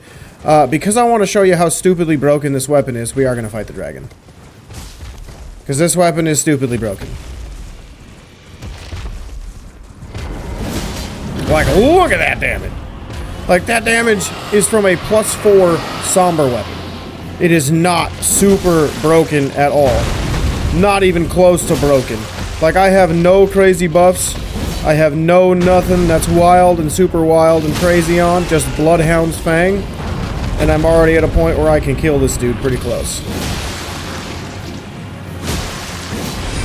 Yep, see? There he goes. Now he runs away. That's all you gotta do. That's all you gotta do. So, we're using the Bloodhound's Fang, because again, I don't have like weeks to make each video. I got like 2 or 3 days. And I'm playing this at a time where I'd rather be in bed, so... Yeah, but now we can explore these ruins that were around here and get our other stuff. Like, I believe we've already grabbed the Chilling Mist Ash of War. But now we can explore the remainder of this area. I don't think I grabbed the Ash of War for this character yet, but that's fine. So here, there's not really much in these ruins overall, because the Chilling Mist, the dragon, was kind of the main attraction. So, yeah. I suck. I'm terrible at video games. I'm terrible. No! Oh well, whatever. It was Chilling Mist. We already got it, so no big deal. But we have gotten pretty much everything. We've done everything important from the ruins. At least that I am aware of. Because I've done this before and I've ran through and I've never found anything from where I have looked. And I've looked like all over as much as I possibly can.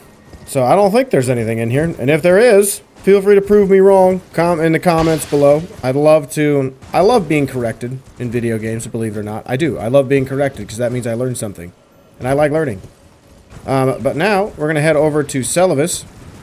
And we're going to talk to this just wonderful, definitely living being that is just a wonderful person to talk to. Well, you took me at my word. Did you not realize I was merely being polite? Oh, you provincials never cease to amaze. I suppose you're here now. Perhaps I'll give you something to do. I'd like you to find a woman called Nefeli to administer a potion. Even you can do that much, can't you? Sure. Good, good. Now I shall hand over the potion in question. Alright. Find Nefeli and ensure she drinks it. What if I don't? I expect glad tidings, and soon. Uh-huh. So, you have a choice here of giving it to her or not. You also have the choice of giving it to Gideon. Or you can give it to like a boatload of other NPCs.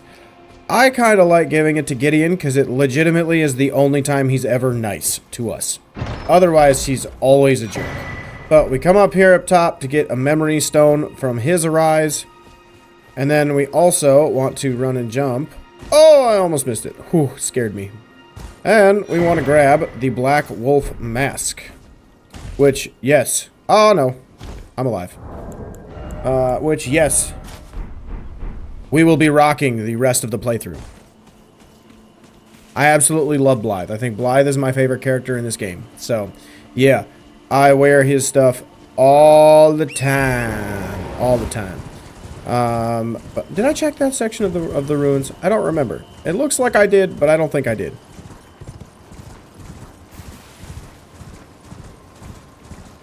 I must have. I said there was nothing in these ruins. Alright, but now we're going to head east along the cliffside because there's going to be a FP beetle somewhere over here. Right in front of us. We can drop down onto the rooftop and then we can go see an NPC that you have already met, but you might not know if you've never done this before. So, this is the last little section of Caria Manor that we have not explored. So, we're going to run up here to grab an item. Yep, there it is.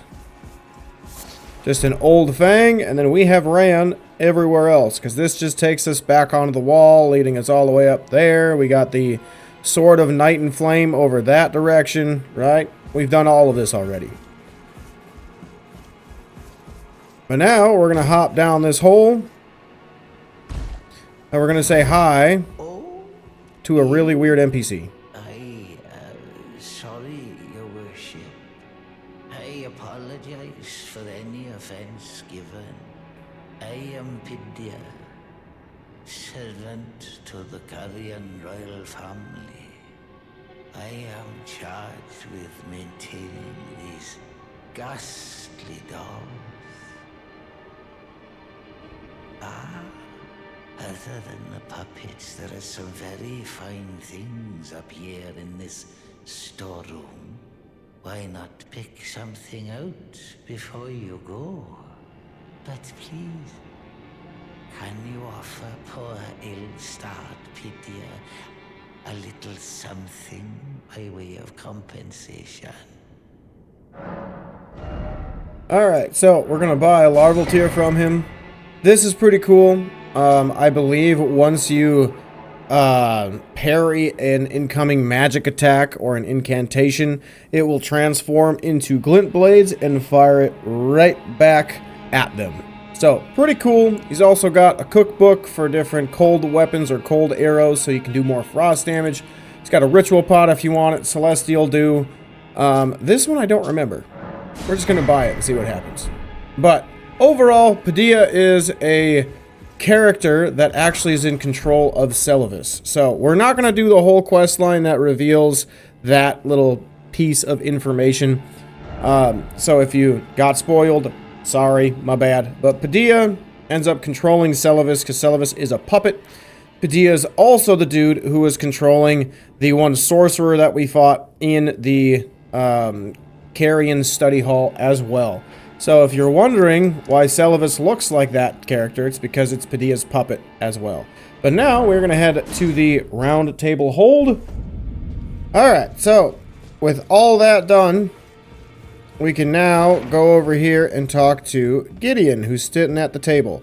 You also have Novelli here. This is the character that he wants you to give the potion to. Again, do not give her the potion, because it's going to kill her. It'll also end the quest line if you decided to work with Gostok and work with Kenneth Haight instead of killing Kenneth Haight. You need her alive because she's going to be the next ruler of Stormvale Castle if you're going to complete that quest, like I mentioned near the start of the game. Then I bid you welcome as a true member of the Round Table. I am known as Gideon Ofnir. As a Tarnished who wishes to stand before the Elden Ring and become Elden Lord, I am accumulating knowledge to be all-knowing. You now belong to a select group of fellows. As such, I ask that you remain constant. Alright, so a couple things about what Gideon just said, that he's aspiring to be all-knowing. If you've already beaten the game, which I'm assuming you have, that's why you're here to 100% it, the more remembrance bosses you beat before you get to Gideon's boss fight, the more spells and incantations he will know. So if you kill Melania, if you kill Moog, if you kill Praetor Rykard, all of those, he will spam all of those different all those different incantations and spells that he learns, or that you can learn as the character. So like Rytar's or Praetor Rykard's, excuse me, his spell where the skull flies around and then leaves a trail of explosions, that one he'll learn from Moog. He will learn a Blood Flame Swipe and a couple other blood attacks as well.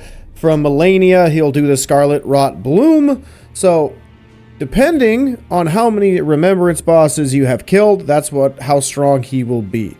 If you don't kill all of them and you just bum rush the main story without fighting those other remembrance bosses, he will only be spamming a couple of basic incantations like Comet and the 3 Rings of Light and other things like that of that nature, instead of those big heavy duty spells. So just know that as well for your boss fight whenever you get there. But you can also talk to him about either the Great Ruins, or you can talk to him about the different Remembrance bosses and demigods. The inheritors of the Great Ruins, the Shardbearers. We of the Roundtable know the location of 5 of them, including the one you defeated. Godric the Grafted, Lord of Stormvale. General Radahn, who fought Melania and her rot to a standstill in the Caelid Wilds. Praetor Rykard, Lord of the Volcano Manor of Mount Gelmir. Morgoth the Grace-Given, Veiled Monarch and Lord of Leyndell. And Renala, Queen of the Full Moon, ruler of Raya Lucaria's Academy. You'll still be after more Great Runes, won't you? Well, obviously. So again, you can learn about all of them. He'll just give you a little bit of lore information about him. But we are here to show him Selvis's potion. I think it is. Bloody Selvis. I suppose he's up to something again. Oh, I won't interfere. You go ahead and do what you must. The Roundtable has no code to speak of. But I ask you this. Are you really going to do the bidding of that twisted dolly botherer? Or would you rather hand that potion to me and see if we can't get one over on the bastard? We're going to hand it over. I'll dispose of the potion myself. You go and see Selvis, but don't give anything away. Just tell him that you tricked your mark into drinking the potion, as planned. Despite knowing next to bloody nothing, he's so far up his own arse he won't suspect a thing. His inevitable display of arrogance will certainly be a sight to behold. Alright, so that basically wraps up Selvis's questline. We just have to go back and talk to him one more time. Alright, so let me get on my horse.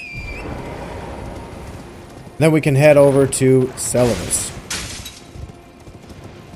So that's literally the only time in the game that I have ever found where Gideon is not an absolute snob to deal with. He's always so rude, insulting. Otherwise, no, he's just not a pleasant person to talk to in this game, unfortunately. Like, I do like his character in general. I like all the NPCs in this game, pretty much, because they all offer something different. But, man, he's just a jerk. Same with Selvis. So you made Nepheli drink the potion. Well done. You are a touch more useful than I had thought. Very well. Then you shall have your gift. Knowledge of the sorcerous arts and of the tutelage of the great preceptor Selvis.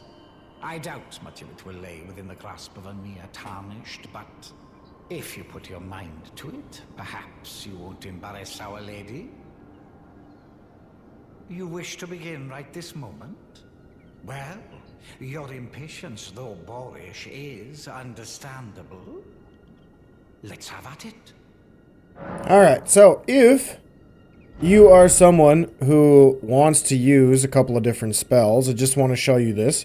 You have this weapon, which is, this sorcery, which is really cool. You get the boatload, the highest amount of magic glint blades that you can send and launch at enemies. But it does take 34 intelligence, so it can be a little bit before you actually use it. He also has a couple of frost spells, and then he has Carian retaliation as well. So it's pretty cool. He's actually got some pretty useful spells if you are going to be a sorcerer as well. So you had Nepheli drink the potion? Truly? Then perhaps something was amiss with it. It's concocted from the finest ingredients, but perhaps I should review the recipe. I may have expected too much of her to begin with. Interesting. Alright, so now we have done pretty much everything for now in Caria Manor. Eventually we will come back, talk to Ranni, and then head over into Renna's Rise and do Ranni's questline, but that will be way after we do everything in Caelid. But for now, what we get to go do is Raya Lucaria. That is our last section of Liurnia, and then we have done everything in Liurnia. I am so excited because honestly, I'm tired of this place. I'm ready for a change of scenery. I'm ready to go to the Caelid Wilds and fight one of the coolest bosses in the game. And definitely, in my opinion, the better version of that amazing boss fight. Radahn. General Radahn. So cool. Alright, let me pull up my walkthrough, because I gotta find the right spot. Let's see. There we go. Okay. So, from here, you're gonna rest at this grace, and if you don't need to rest, that's fine. Just hit it, and then we are gonna go right over here, because we have two things to do. If you talked with Yura, that big samurai guy, there's an invasion right here that I just drove over. We're going to come back and do that. You have to kill an assassin that he's trying to fight that is too strong for him. So if you do not join him, basically he will die and his questline ends. If you do kill him, you'll get a pretty cool Ash of War, and you will get a Smithing Stone 5. So we are definitely going to go help him out. Because he is a cool NPC. He's like probably top 3 NPCs for me in this game. I absolutely love and adore his voice actor. I think his design visually is one of the most appealing designs in the game. It's just, as the kids say, emits so much aura. It's so cool. I will say this Ash of War is definitely one of the coolest and probably the best evasive Ash of War of the game. Because just look at that thing. You just disappear into a big shroud of mist. Oh, I missed. Dang it.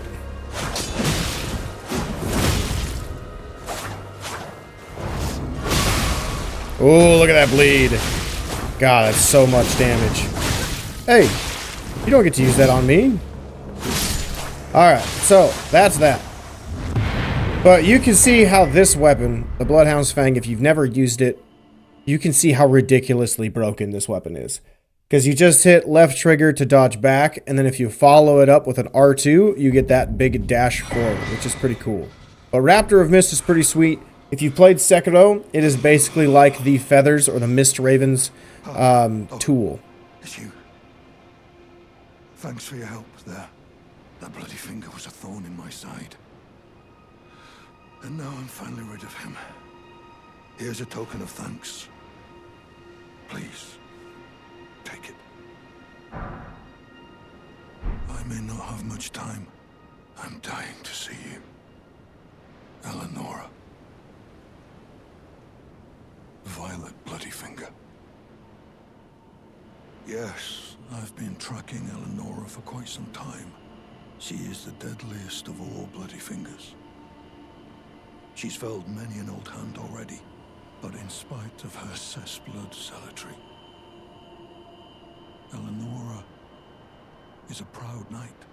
If she comes for you, do not think twice. You must flee. There is no shame in self-preservation. Be on your way. Perhaps we will meet again, if fate permits.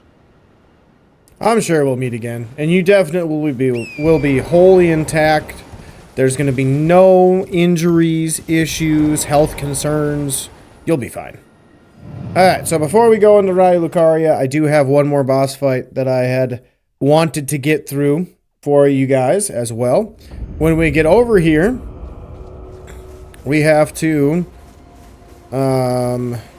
rest at this grace and pass time tonight. Unless it's night already. It is not. It is the start of a new day. Ooh, flasks. I didn't do that yet. Nice. We are going to pass time tonight. And then we will go fight a Knight's Cavalry who has a really, really, really strong Ash of War. So if you're into pokey weapons or big thrusting attacks, you have probably the best one in the game. If not the best, it's very close to the best. Like top 3 for sure. It is Giant's Hunt.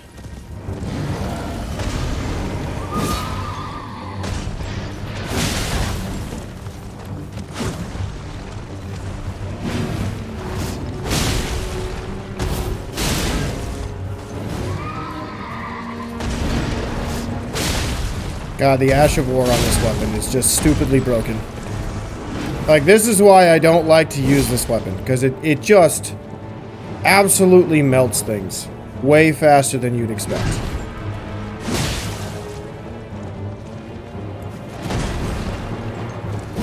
Aww.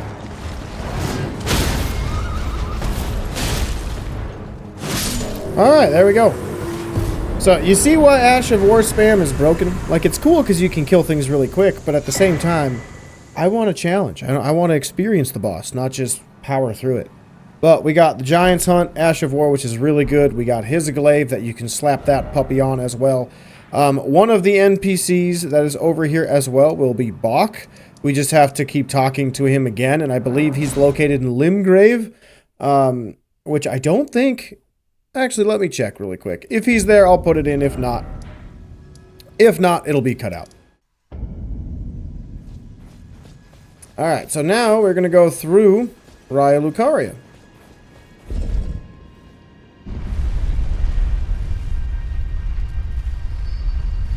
Box quest we will come back to. I'll make sure I go on my other character because I forgot that I had to go through that one cave, or the coastal cave, which I don't really want to go through because it's going to be a waste of time since of how strong I am. But before we go up those double doors, or up the staircase to the double doors, we got to turn right. And we got to grab magic grease right under the tree. And then we're going to go up the stairs up here. And we're going to kill both of these sorcerer wannabes.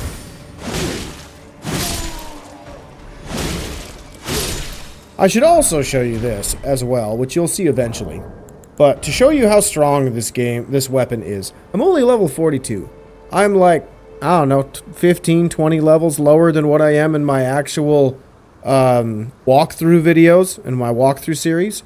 Like, just look at how much damage you can do with a somber weapon that has ridiculous Ash of War. I'm doing 335. Like, I don't have any of the good talismans other than my Axe Talisman for charge attacks and Radagon's Sword Seal. That's it. That's all I got. Otherwise, I'm doing pretty much nothing. Alright, so these guys with the marionettes, when you hit them once, they will do like a panic flail attack, so be on the lookout for that. But we got golden runes, and we're going to come over here and grab a somber 3. And then we're walking right across and going to turn right down this hallway to grab a grace.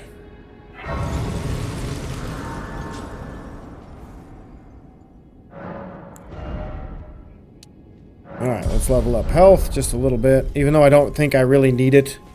Because this area is hard, but it's not that hard. But now we are going to go up to the top left over here. There are ambushes everywhere. So make sure you're paying attention. Grab the Grace Mimic. I don't really recommend killing any of these guys because there's just ambushes everywhere. And there's guys that want to grab you everywhere. And when you grab this item over here, like 12 enemies spawn out of the ground. It's just not worth fighting any of them. So just run through.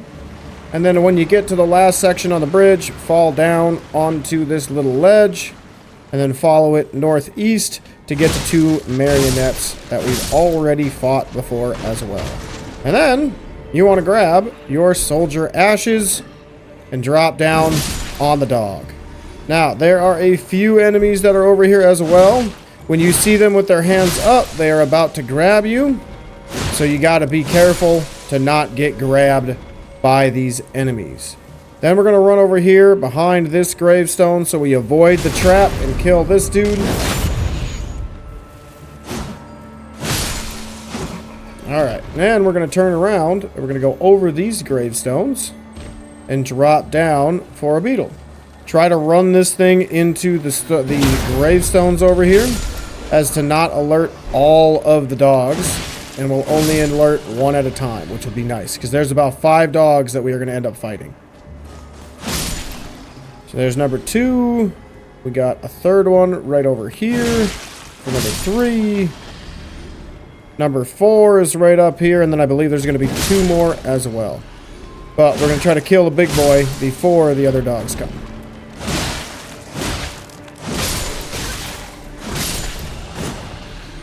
Alright, where's the other dog? There should be one more. Where is it? There should be one more.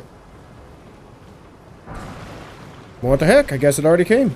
Must have miscounted. But we got to grab the magic grease. We're going to run over this way and we're going to kill this dude. Because he will follow us when we come over this way to grab a new armor set. And we're going to kill these 3 enemies. You can kill all of them with backstabs. The last one, though, you will have to hit a couple more times. You're not going to be strong enough to kill him.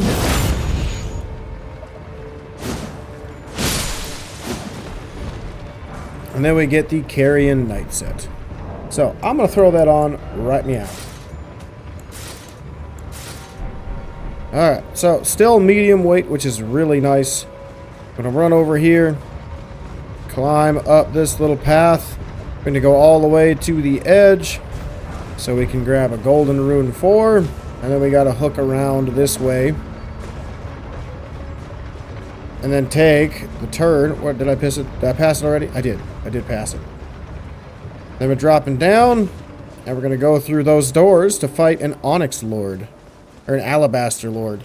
I don't know. I can't tell the difference. They look exactly the same. They just wield a different weapon. So, when you get up these stairs here, there will be a nice enemy over here that's going to spawn in. It's really easy to stagger, so as long as you're using a heavier weapon, you'll be able to stagger him right away.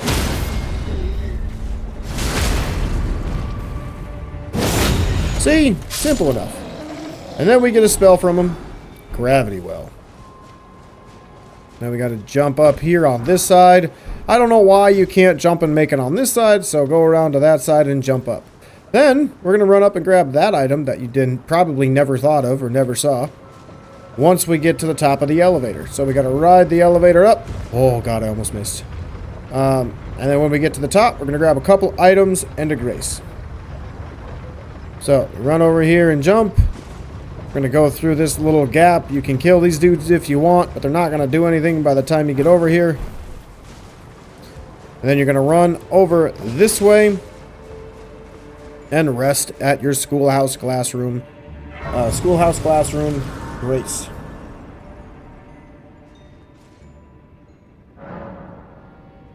Alright, is there anything I missed? No, looks like I did everything right. My goodness, it's almost like I've done this 3 times in a week. Alright, so from here, we're going to run over the stairs. There should be an enemy right here that we got to kill because he will follow us. Oh, and we got to kill these 2 dudes, which is fine. I'm a ninja. Can't touch me. I'm impossible to kill. Impossible. Alright, so we come down this way for a couple of items and an illusory wall. So we grab a scroll, we knock the wall open, we open the chest for a cookbook. Then we come out here and we're going to jump off the ledge to the left and land on another platform. Then we jump over here to another one and then we climb the rocks to grab a crown. I think that's what it's called, right? A crown? Yep. Glintstone crown. Then once we land, we're going to come back this way. And then we are going to kill this big boy over here. Whoops, I missed. Ooh, what'd you give me? Then we're going to run over here and drop down onto this. Alright, so as we are going down, we are going to land on this platform over to the right. If you remember, I've said this probably a dozen times in the last couple episodes. There is a Victoria Maiden that Patches told us about. It said if we die, we get to be taken to Altus Plateau. Do not die if you're going to fight him.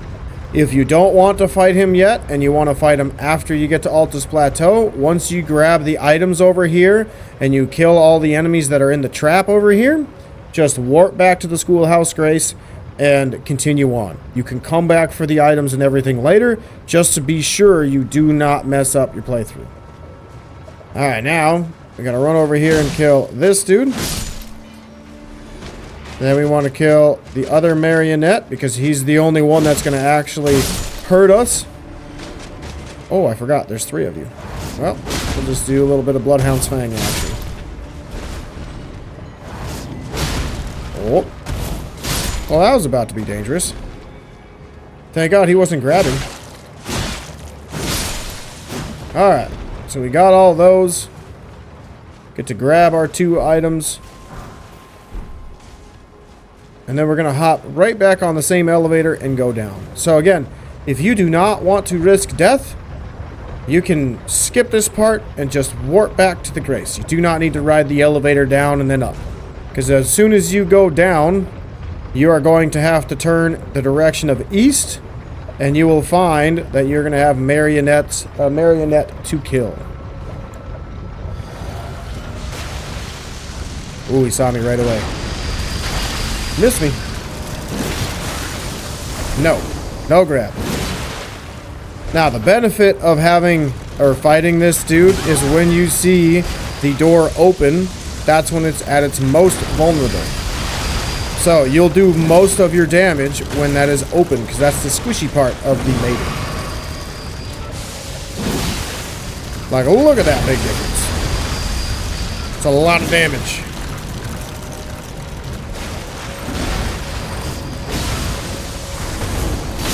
Oh, I thought I was getting grabbed. That'd have been close. Alright, so with that thing dead, we now are going to go over here to the crystal. And we're going to jump up the crystals as we have, I believe, a Lost Ash of War over here to grab. Then we're going to grab all the items down at the bottom where we were earlier. So Lost Ashes of War. And we're going to drop down. We got a talisman and a stone to pick up. There's our smithing stone. And this should be our talisman. And we gotta come this way, as this is our path that takes us back up to the elevator.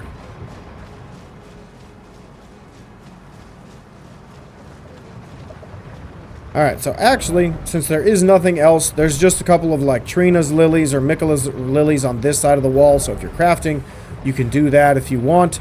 I'm going to just warp back to the schoolhouse classroom. Now, I should mention as well that if you do die, you're going to get taken to Altus Plateau.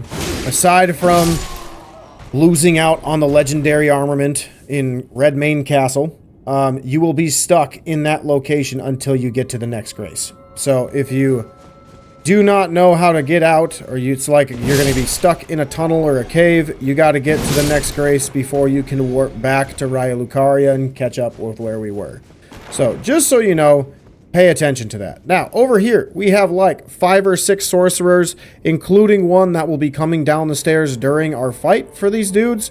So, my best strategy is to kill the one in the middle, then the one on the right, and then you got one back here in the corner. That will try to put you in a position where you can hide from most of the attacks. And then, Pop Bro, as you can see, just woken up.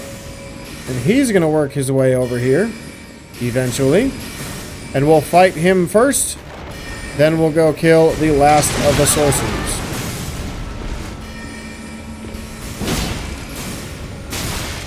Oh no, I'm not dying today. I refuse to die. Well, I might die. Because they decided to use their legs and walk. Like cheats. Ouch. Ah, I missed Night Rain, where there was enemies that would... Once enemies attack and they hit each other, they do damage to each other. I missed that. But we get our Living Jar Shard and Meat Dumpling. And then, we're going to run up here for a couple more enemies to kill. Stop spamming. Nobody likes spammers.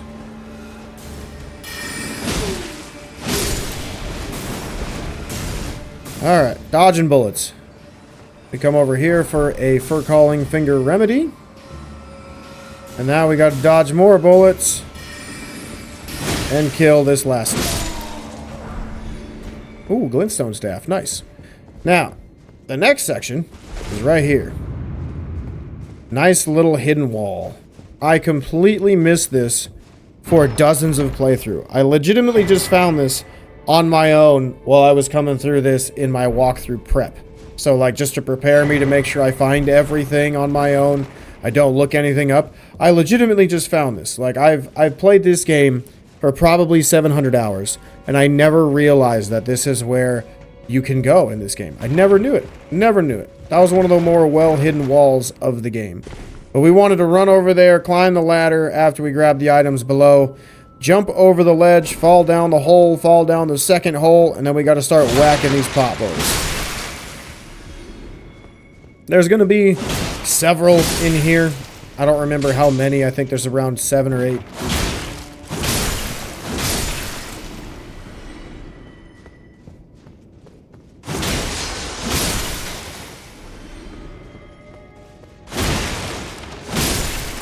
Alright, and then we get our Graven-School Talisman, which I believe, I can't remember, doesn't it just do, yeah, it raises potency of sorcerers.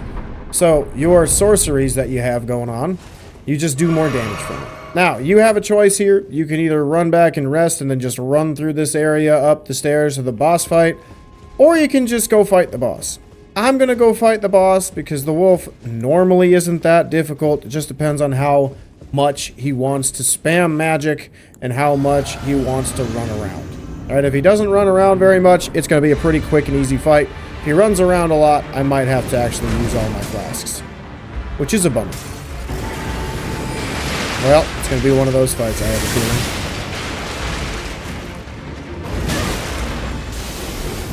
Oh, I'm dead.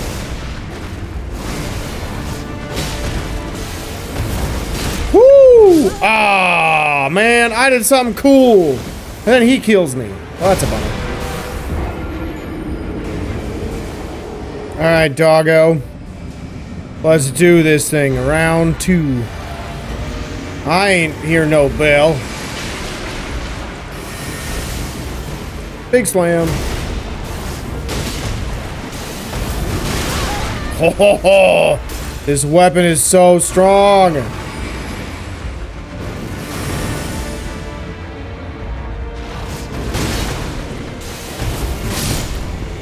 How many times did I hit him? Like 3, 4, 5? I don't know. That's wild. This weapon is stupidly strong. Like, I am by no means leveled up in a way to where this game should be this easy, but this weapon is just broken. Like, aren't I 20 and 20? Yeah, I'm 20 and 20 because I got that seal on. That's wild. Absolutely wild. Alright, so we're going to run out here, and we're going to take an immediate right to get a legendary talisman. I think this is our first one. Our first legendary talisman that we need. And it's Radagon Icon. Which I don't know why this is considered a legendary talisman. But, oh well. I'm not a lefty magic user. Alright, the lefties might be able to defend this. Since most people use a melee weapon in their right hand and a staff or a seal in their left hand, they might be able to justify why it's legendary. I can't. I don't really see it. I don't get it. Alright, well, we're up here and we get to grab the Radagon Icon. All it does is shorten the spell casting time. That's all it does. And it's basically just a sculpture of Radagon. Alright, so out here we got a couple enemies to kill. And then we're going to drop down onto this platform, where we have a couple of pot bros and a sorcerer.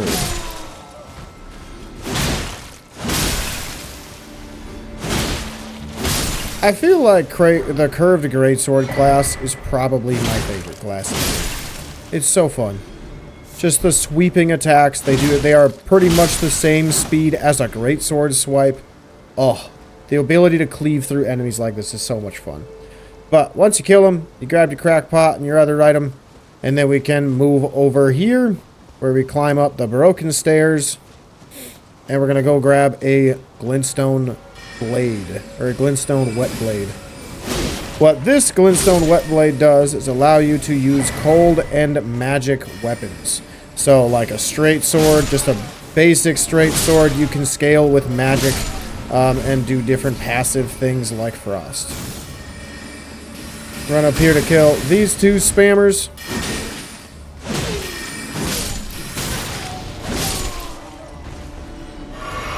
And then we gotta go kill this bad boy over here. as he's guarding an item.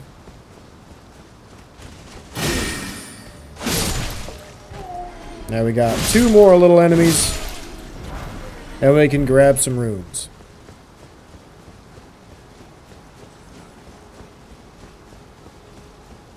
Alright, so from here, this is a shortcut door that we'll get after we can kill Moongrim, even though it's not really a shortcut. It just kind of like loops back. But we're going to drop down here as we have a couple of enemies to kill. Why are you the way you are? Don't back up. We're going to kill that dude. We're going to open the door. We are not going to go out there yet. We're going to actually do like the whole rooftop section first of Raya Lucaria, and then we will go do that area over there, or the main area. But we're going to grab golden runes. We're going to run over and jump off. Then we're going to head this way for 2 puppets. So be on alert when you're on the rooftops for multiple ambushes. There's a lot of those smaller marionettes around, and there's a couple of bigger ones around. So you just got to be on the lookout for them. Whenever you hear something that doesn't sound right, just make sure you look up or look around and pay attention to enemies around you. But we grab the rune on the other side of the pillar or the tower, and we climb up the ladder. When you get to the top, if you have a bow, make sure you include one. I do have a bow, that's why I chose samurai class. And now from here, oh, I'm heavy. That's not a good thing. We'll take off the gloves. From here, we are going to snipe big boy over here.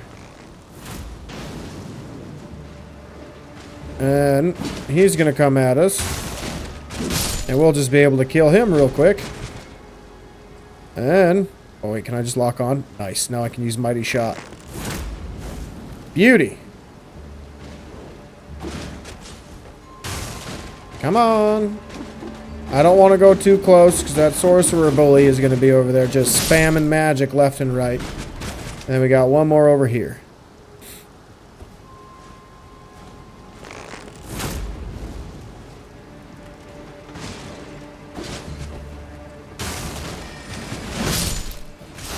So that spell moves slow, but it has a really big hitbox and it tracks really well.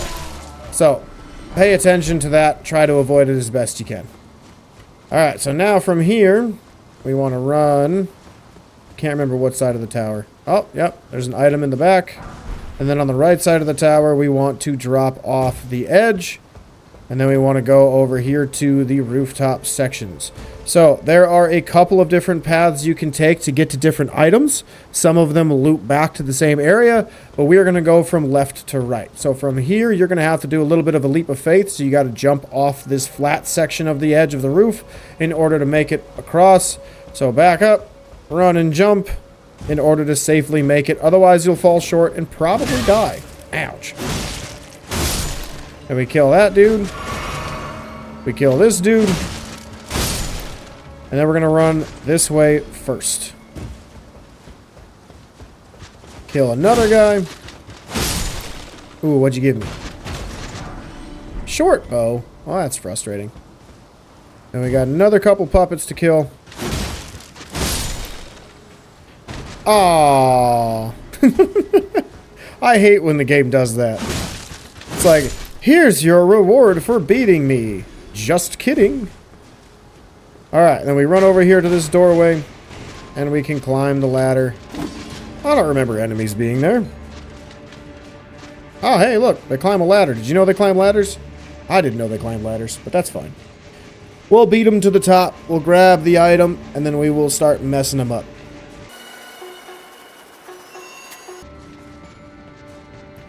Alright, so up here, we have a chest, which has a crossbow. They leave me alone? What? One fell and died? That's hilarious. That was pretty good. That was pretty good. But now we see another item up here, so we're going to fall off to the west. And we're going to fall down onto this rooftop, which just loops back to where we started. And we get a smithing stone 4. And then now we are back over here to the rooftops. And this time we're going to take that leap of faith again. And we're going to run over and jump one more time.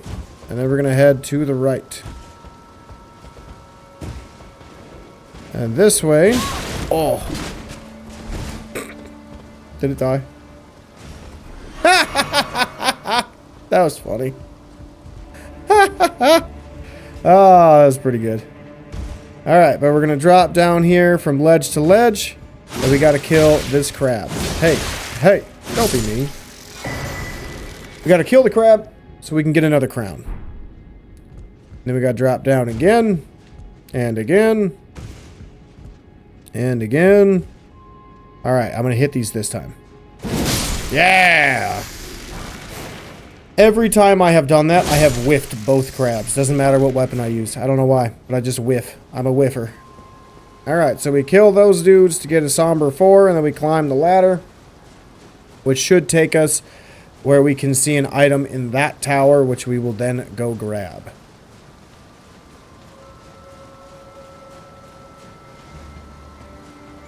So once you're up top, head over to that platform where we can grab an imbued sword key. Then we're going to jump onto the next ledge where there should be another item, a smithing stone 3. Then we're going to backtrack a little bit. And we want to head over to that roof on the right. Run and jump off. And we're going to head to the right side first for an ambush. As you can see his little scythe up there, or halberd, whatever you want to call it. Alright, so we kill him. And then we come back this way. Now this roof is basically standing over the... I'll show you the grace here in a minute. It is standing over the Church of the Cuckoo. Like, that's pretty much where we are right now. So when you look down and find, like, the actual ground, it's an area that we started as soon as we got into the Academy. So don't think, like, there's anything secret that I haven't shown you yet. Because there isn't. I've shown you everything that's here up to this point on the rooftops and in the castle. Oh, is he dead? Nice. Alright, so from here, we're going to come over this way and grab some magic grease. And then we're going to run back this way. And we're going to jump onto the rafters.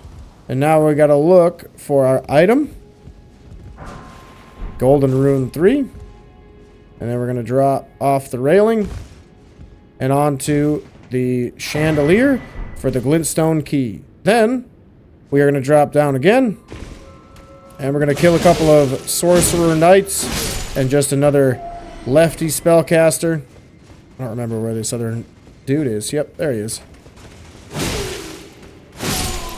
Alright, and then there should be another lefty over here trying to spam magic. Alright, so you can kick this ladder down, but we'll literally never have a reason to come back up here. So, it's kind of useless.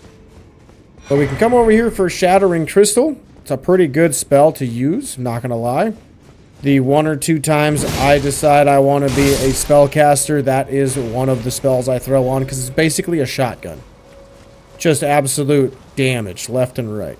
But we come out here so we can get another twin stone, or another glintstone crown. It is our final crown of the glintstone trios. And then we can come over this way for a fight with a page. Make sure you are fully healed, because this dude does a boatload of damage with his crossbow. So if you see him gear up for the crossbow, it will do a ton of damage if you get hit by all of them.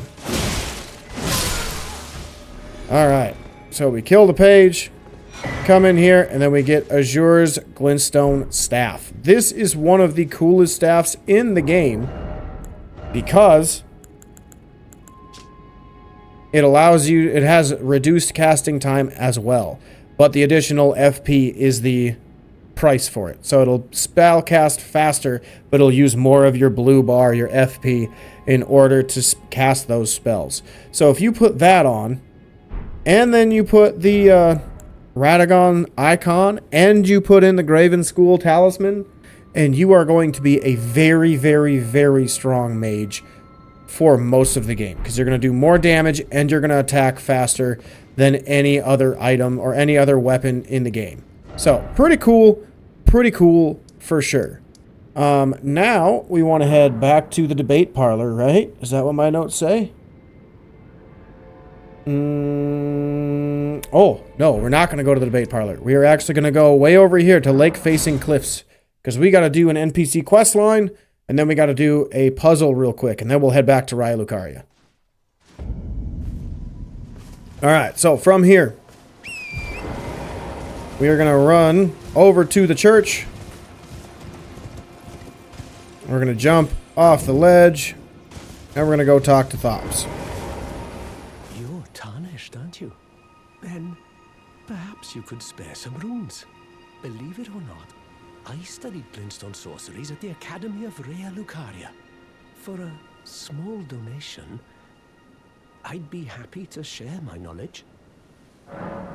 Well, bless you, bless you. You're a true saint. My name is Topes. Presuming you're interested, I can teach you sorceries, as promised. Only, none of them are particularly great. Hey, at least you're honest. I appreciate that. So, if I didn't show this already, he's just got a couple of basic spells. Nothing crazy. But we got to talk to him a couple times. I'm afraid my meager sorceries are no match for your generosity. Oh, right. I can tell you what I know about this place. That should help a bit. You've seen that structure to the north, towering over the water. That's the Academy of Raya Lucaria, where we study glintstone sorceries. Only its doors have been closed for quite some time now. After they declared they wouldn't interfere with the shattering, the Academy cast repelling seals on the east gate leading to the capital, and the south gate leading here.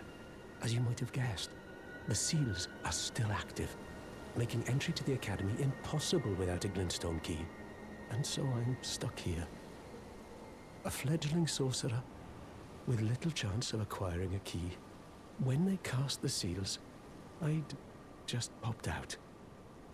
And now I'm uprooted from my place of learning.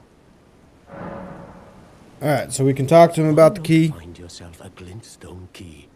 Without one, you can't pass through the Academy. And you'll never reach the Erdtree capital. Well, and if you little do you know perhaps, that your boy here has a key. And I can be very patient. Would you consider donating it to me? Sure. I'm a bluntstone. Nary a hint of talent for sorcery. But still, my place is at the Academy. Oh, that's not the right button. Are you certain you're willing to give your glintstone key to me? Well, I got two of them. My, oh my. Thank you. Thank you dearly. Now I can I'm not go over back there. to the Academy to resume my study of glintstone sorceries. And the very stars. Well, you're welcome.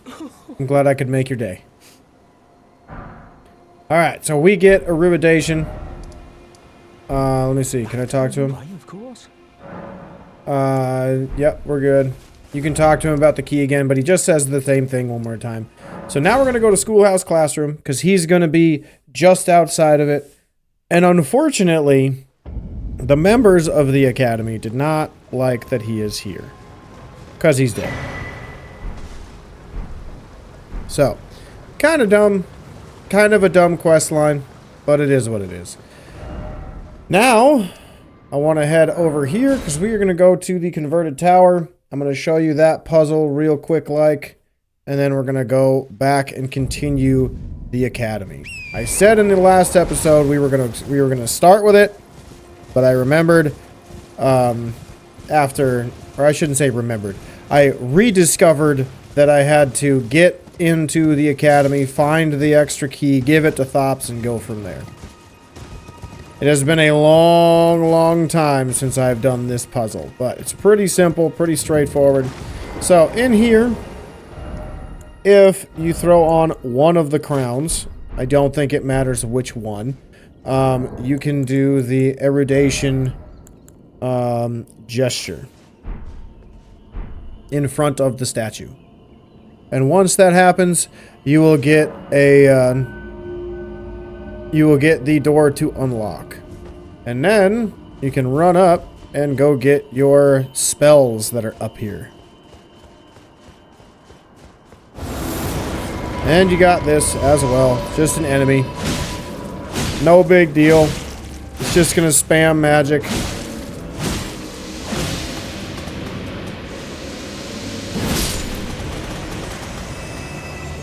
Alright, there's that.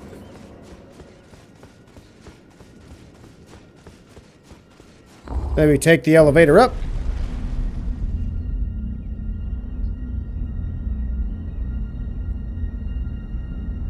And then once we're at the top, we can grab our spells.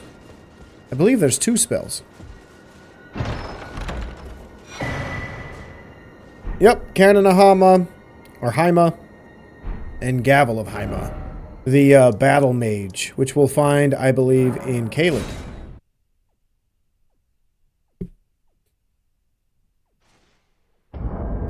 Alright, so I could take that off and throw on the wolf head. Take that on. Don't think I need the bow anymore. Alright, so we are going to take a rest real quick. And then we're going to head back and we're going to go back to the rooftops. We have one more spot on the rooftops to go. And I think it's for like 1 or 2 small items. And then we will get into the main area of the castle. And then we'll work our way up to the boss fight. And then after that, I'll switch over to my other character. And we'll go from there. Ouch. I just walked face first into that like a dummy. Ow. Ow.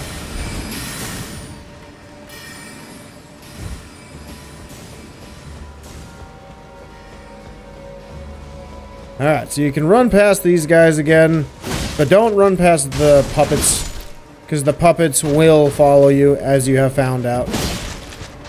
Maybe not the archer, but the archer will just spam arrows on you and probably knock you off the ladder, then kill you on your way down.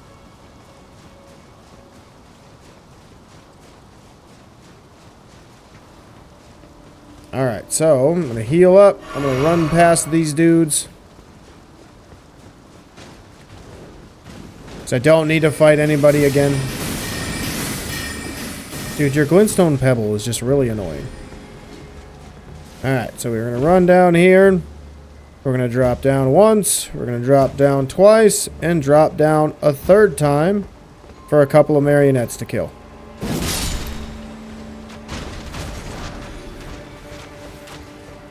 What, did I scare you? Is that why you're spraying arrows everywhere, buddy? Looks like it. Oh, is he coming? He's coming all the way. What a good boy. Great recall on this little doggy. Alright. So we're running this way. We're going to grab a golden rune. Oh, hey, another dog. Look at that. Look at that. Look at these little chihuahuas. The little yippers. Following me left and right. Alright, so from here, we want to drop down onto this edge, I believe, because I don't think there's anything else over here. Yeah, we've already done it. Cool. And then, actually, wait. No, we did do everything on the rooftops. Dang it, I'm dumb. I am a dummy. I am a big dumb doofy. I'm a doofy. Yep, we are done. We have done everything on the rooftop. I don't know why I went back to do that. Alright, so with the rooftops done, and me being an idiot, we can now clear out the main section of the level. So this first floor area, or this main floor area. How we're going to do this is we are going to run over here to the left. We're going to hug the wall so the Victoria Maiden does not see us right away. Oh, did it see me? I don't think so. But we're going to kill these dudes real quiet like.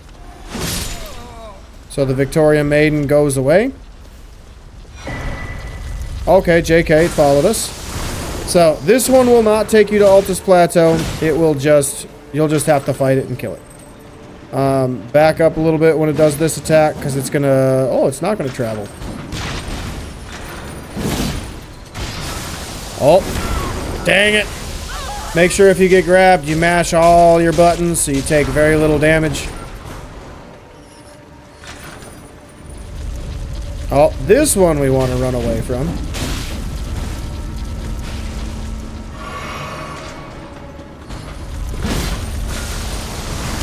No, I was out of stamina. Dang it.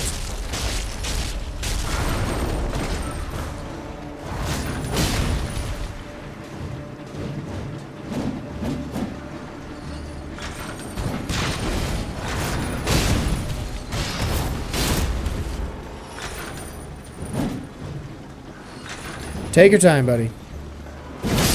Alright, there we go. It's dead. Finally. Now, we're going to heal up. If you didn't grab the golden seed, make sure you grab it. And then we have a couple items over here to grab as well. So, first one is we're going to be over here.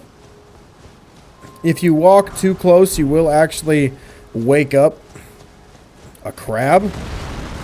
So, grab the golden rune. You can just run, but I think I'm going to fight the crab.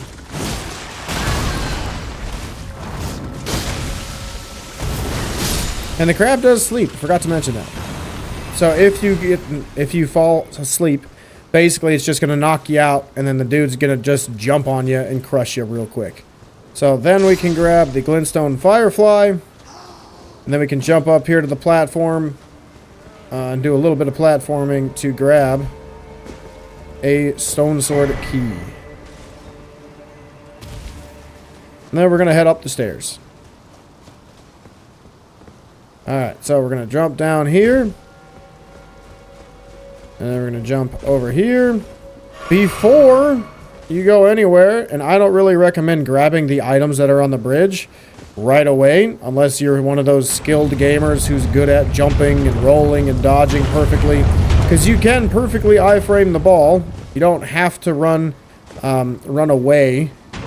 But you can run to the right, let it go by you, and then run to the left through the door. And then we will eventually get up to that point. But we have an NPC to fight.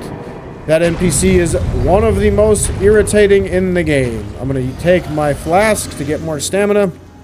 And then we are going to fight him. Hopefully mess him up.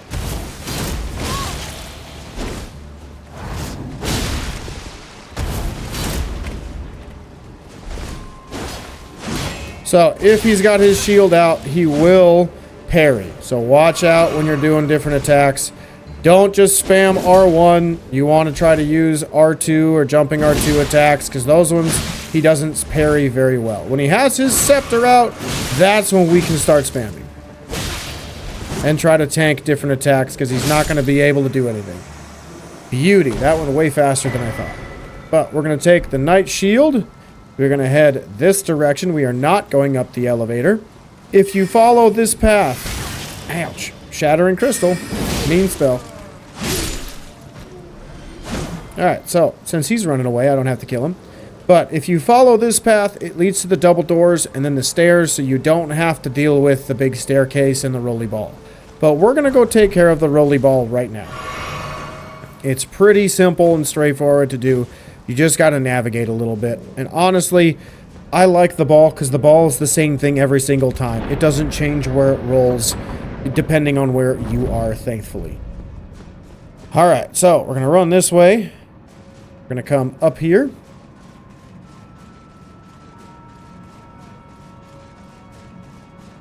At the top of the ladder, you're going to see a pumpkin head, a sorcerer, and then another sorcerer on the other side of the pillar. But we want to kill this one first. And then, we're going to go kill the other sorcerers. Leave the pumpkin head for last. And the reason being is the pumpkin head gets a lot easier when he is by his lonesome.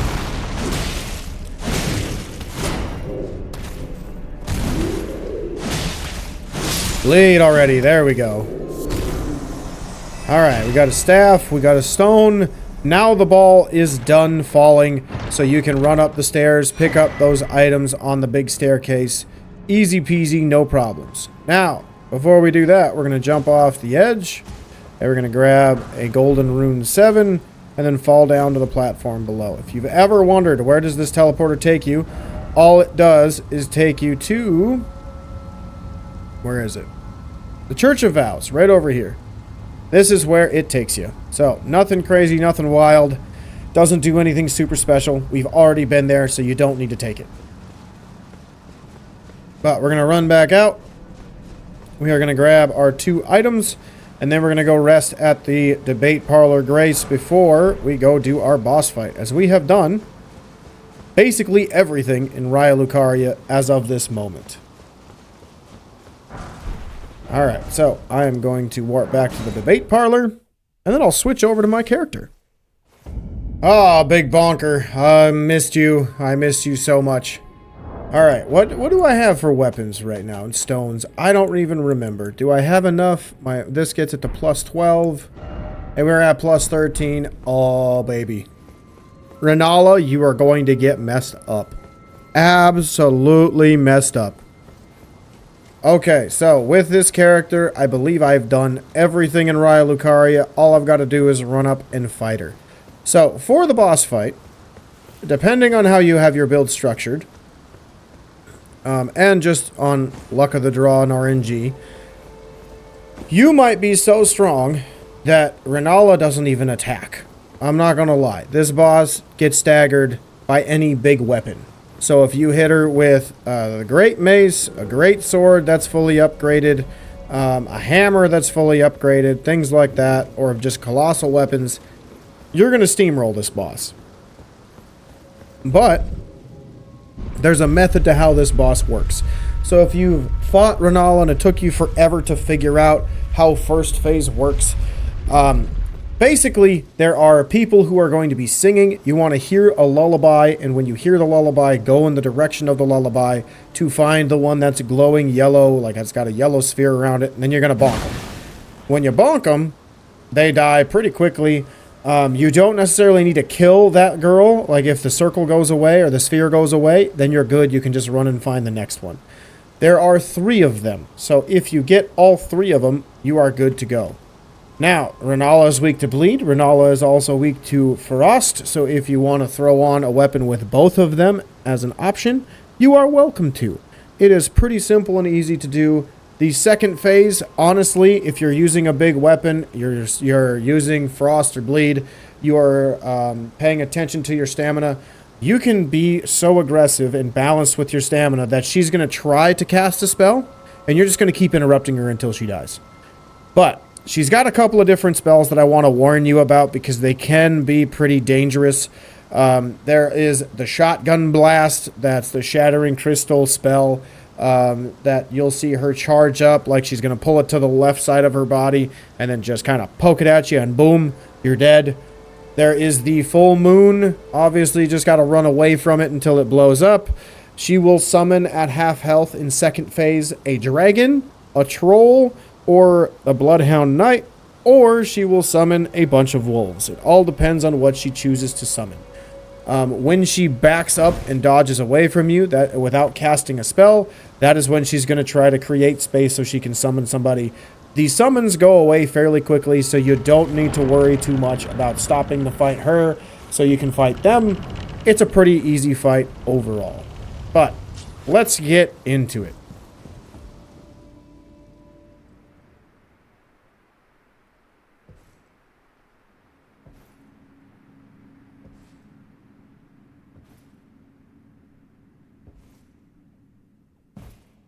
I love my wolf head. I look so good.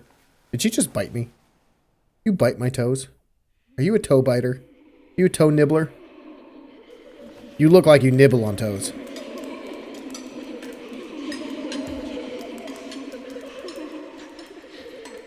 That's not creepy.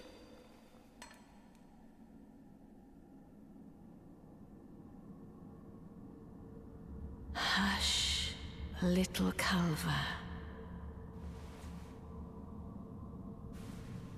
I'll soon birth thee anew, a sweeting, fresh and pure.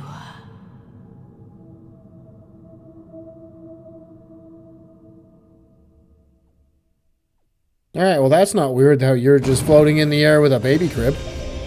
Alright, so once you break that, look around for the other one.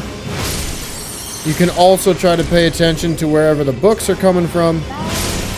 But we got our 3. We're going to use this. Get more stamina. Frost. Bonk. That's so much damage. Oh, I don't know if I'm going to get her. Yeah! One cycle, baby! Heck yeah! We are stupidly strong right now. If I manage my stamina right, she's not going to attack this phase. She might get one attack off, maybe two.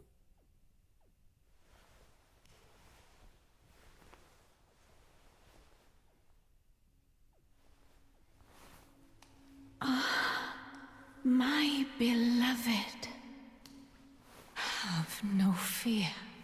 I will hold thee. Patience. Ye will be countless born, forever and ever.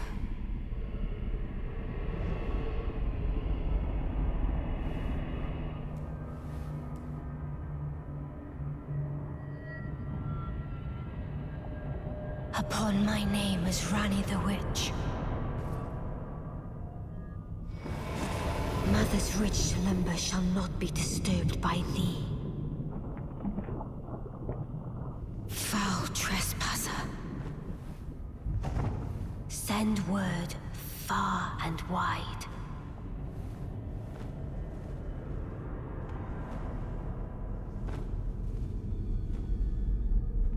Of the last queen of Caria, Renala of the full moon.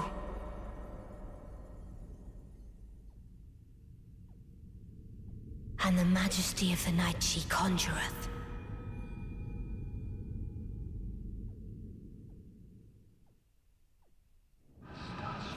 Alright, well, here we go. God, that's so much damage. That's so much damage. Oh my god, that's so much damage.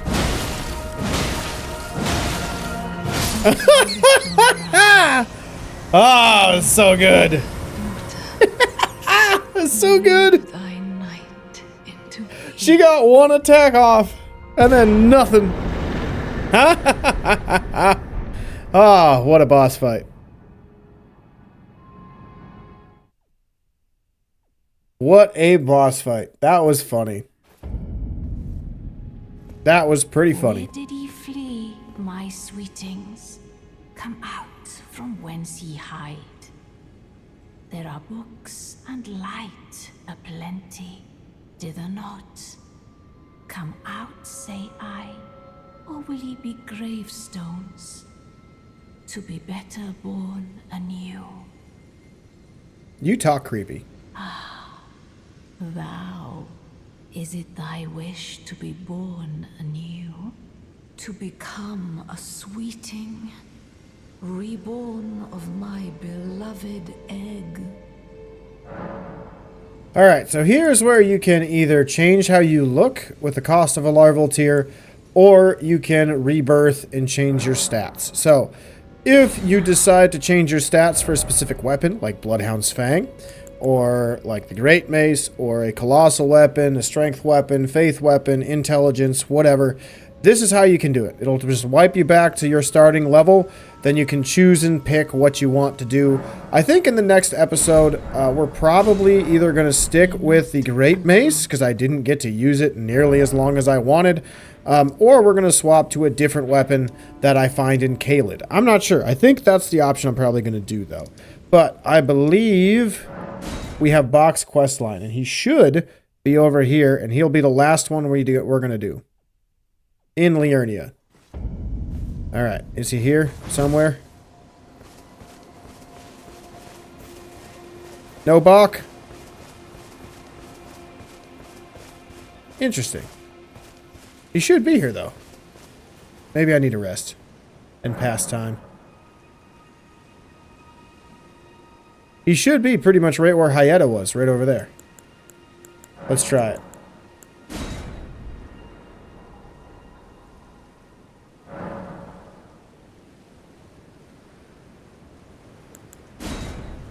Didn't I give him the sewing needle? I could have swore I did. Hang on, let me look at my notes. Oh, there we go. Okay. Yeah, I don't know why he changed spots, but he's supposed to be on the lake-facing cliffs, then over here. Remember me? Bok, the demi-human. You helped me before and retrieved my sewing needle. Please, Master, allow me to serve you as your seamster. I can't make nothing from scratch, but I'm happy to make adjustments to your garments. Sure.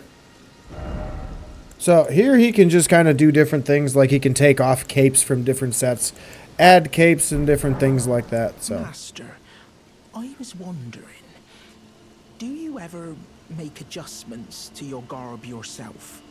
I would, well, rather you let me do the job when possible, please. I don't ask anything in return, you know, and, well, I am your personal seamster after all. Alright, anything else? Nope, that is it. Going so soon? Please do be safe on your journeys. Yep. Let me see, is there anything else that he will say if I rest? Like maybe he'll go somewhere else if I wait, or go somewhere, or past time. You got anything else for me, big boy, or are we done? Bok the seams ready to make it. Nope, that's it. Alright. Going so soon. So, where we will pick up from the next episode is going to be way over here with the Summon Water Village outskirts. So, everything in Liurnia is donezo. We have done absolutely everything. There's only a couple things that I want to talk about real quickly. If you are a sorcerer, essentially what you get from her remembrance is her staff and her spell, that full moon. So if you want either of those, you are welcome to use it. And remember, if you want both of them, you got to take, once you use the remembrance to get the weapon or to get the spell back in the round table, when you talk to that finger maiden, or not the finger maiden, the finger crone, the finger reader, she will give you either the scepter or the spell, whatever you choose. Then you have to go find a turtle mausoleum and then pull the remembrance again in order to get the other weapon or other scepter or other spell, whatever it is. So if you want both, that's how you got to get both. And once you use that turtle mausoleum, you can only use it once. So keep that in mind as we go through the rest of the game. But I am not going to do that. I'm just going to use it for levels because I don't ever plan on being a mage in this game unless, like I've mentioned before in other videos, and I think I've even mentioned it in this one, if you guys want me to play as your build, like the build you created, let me know. I would be happy to play your way just to test it out, see if I like it, see if you do a pretty good job creating your own build. But for the next episode, we are going to move into Caelid Wilds. We are going to try to get as much done as we possibly can in one episode for the next one. Now, since this episode is really long, it might take me a few days just based on my current schedule to get it uploaded. And if it does take me a little longer, I apologize. We might not have enough time in the next week to upload a second episode. So keep that in mind. Once I know for sure, I'll make a post over on my community tab on YouTube, and you guys will be up to date on that for when the next episode is coming out. So I apologize for that. But I am having a blast doing this, even if I did mess this episode up a little bit by not hitting record when I came back to it. But thank you so much for watching, everybody. I am very glad that you guys are here enjoying my content. And if you are, or even if you're not, let me know what's going on down in the comments below, as I hope to hear for you and get a little bit more engagement than I already have. And those of you that have commented so far, you are awesome. Thank you very much. I enjoy hearing from you. And have a wonderful day to you and everybody else. Peace. See you in the next episode.